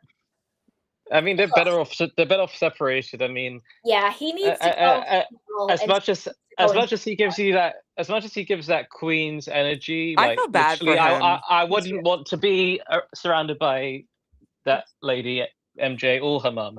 The mum like just it sounds like an intruder of everything. Like, I just could not. And we're gonna. Oh, that's right, you guys. We're gonna do a Bravo Hot Topics with Bravo Rex. So stay tuned. yeah, I mean, We'll I mean, cover this, but yeah, Candy would love Vida as a mother-in-law. She could choose any mother-in-law. She'll choose Vida. Like, I mean, like. no, I would not want Vita. I actually like Vita, and I think she does have good. Her delivery sometimes is harsh, but I think her heart is in Sometimes the right place. that's kind. Sometimes But that's kind. I just feel so bad for Tommy because I could not be married to someone who wants to be friends with someone who put me in jail over pot. Yeah, I'm really big on loyalty, Like I so can't. I applaud him that he stayed this long with her because I would have had my marriage like your annulled. husband needs to be your number one before friends. And I know Exactly. you've known him for like whatever years, Mhm. but like when you just I don't, this is what I believe. I Mhm. just believe like once you decide to get married, that's why I take marriage very seriously. Yeah. It's like that is now your number one, like under God, basically. You know what Exactly. I mean? Like that's like your family now. Exactly. And you chose to bring a like make a life with that person. Stronger than family. They're above. Right. You know what I mean? They're above. Right. Yeah. Like that comes before you're even like your family really. Like Yeah. and so Become a union. exactly. So when if you choose a friend Mhm. over that, that's a terrible, terrible signs in my Especially book. especially a friend who put you in jail after the birth of your child and after your wife almost died giving birth. Like what? And how is she like, I want you guys to be kumbaya? No, are you kidding me?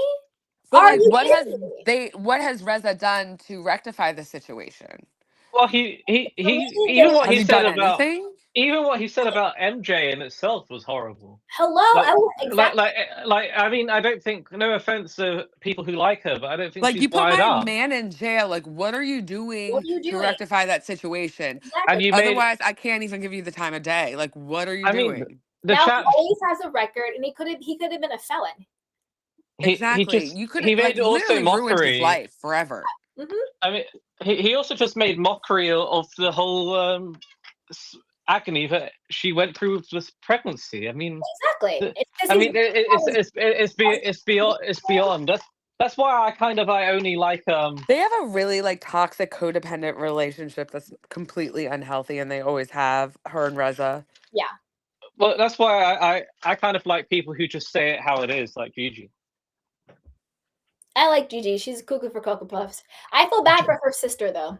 I feel bad for her sister because it has to be so hard being the sibling to someone like Gigi who's always sick, always in trouble, the Yeah, coddled by the family. Like her sister yeah, gets ignored.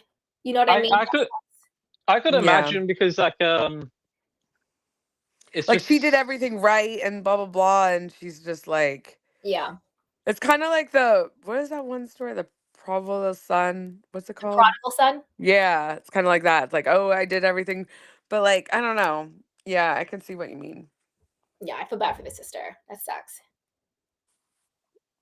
I mean, but yeah, I'm looking forward to the Beverly Hills recap.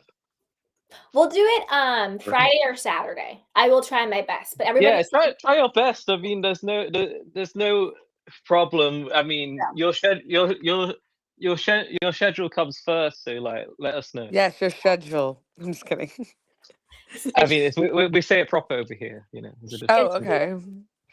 It's That's interesting. just you travel 4,000 miles east, and I'll teach you. I'm gonna try and do it Friday night. I think that'll be fun. I don't have any plans. It's cold outside. My butt is gonna be in the house. So Yeah, it was It is it was weird. Antarctica. It was I'm weird not going because like nowhere. it was Okay. weird because like when they were covering the weather when I was watching use earlier, like it was it was said it was like 20 and what have you, and like obviously you guys measure in Fahrenheit, and I was like 20, how does that equal snow? Because like in Celsius I was like, yeah, 20, that's like -5 Celsius, and it's like, oh damn, like literally. Yeah. Yeah, I don't get Yeah, Fahrenheit, like but y'all say it's freezing and it's like that's like a mild weather. Or like a mild winter for us. When we say it's freezing, we're actually not We're joking. actually freezing. Like pipes are bursting, cars are rolling. Like danger, danger. There's like I mean, feet like, snow. Like you might yeah, die if you're not wearing like a full parka that's Yeah. borderline a sleeping bag. No, there's no jokes right now. Like no jokes. It's scary. I It's stay I in the very mean, scary. I mean, nothing's as wild though to me as what's it, Canada, to go from -35 to +35 in one annual year, 70 degrees difference. Like I just like I don't literally, understand Canada, like, but although I like accidentally stumbled across in my algorithm, like, and this sounds so weird and random, but like, the way they remove snow, it's like so courteous. yeah, it's bizarre. They remove it completely, like they put it in a truck. They don't like completely cover your car that's on the side of the road. Mhm. For one. Oh my God, have y'all seen that one Russia place where it's like the snow is like 4 stories high? What? Siberia? No. No, it's like this random town in Russia that they just got hit with this crazy amount of snow and they're literally skiing out their like top floor window. Like it's Oh my not. no. They're I, like I think they are still friends with Mike on the down low. And I think they're pretending not to be because of his DV case. But I'm sure that they are still friends with Mike because they are enablers. Mike is Yeah, troubled. Yeah. I think so as well. Yeah. They're Um, for sure still friends with him on the down low. They're just saying they're not because they don't want to get canceled. yeah, 100. What was I gonna say? It's getting late my way, so Me too. I'm Yeah. it was lovely catching up with you two ladies, and it was nice. Yes, thanks. Good to talk to you both. Yeah, and Bye. I'll try and see if Freddie's around for the Beverly Hills vibe because yeah, let's try for Friday, okay, guys?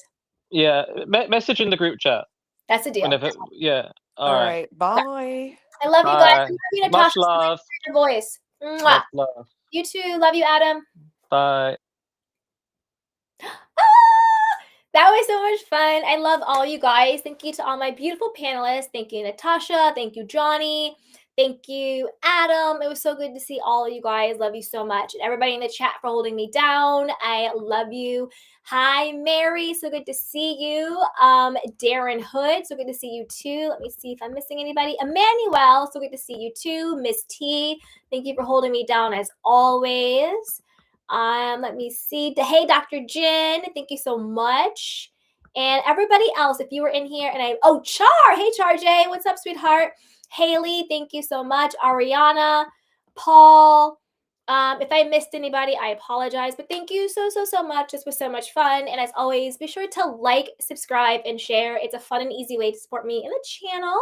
And always let me know what you want me to cover, whether it's Bravo, reality TV, or something else. Just let your girl know. I love you guys. As always, be so safe and take care of yourself. And in this storm, stay warm. I love you.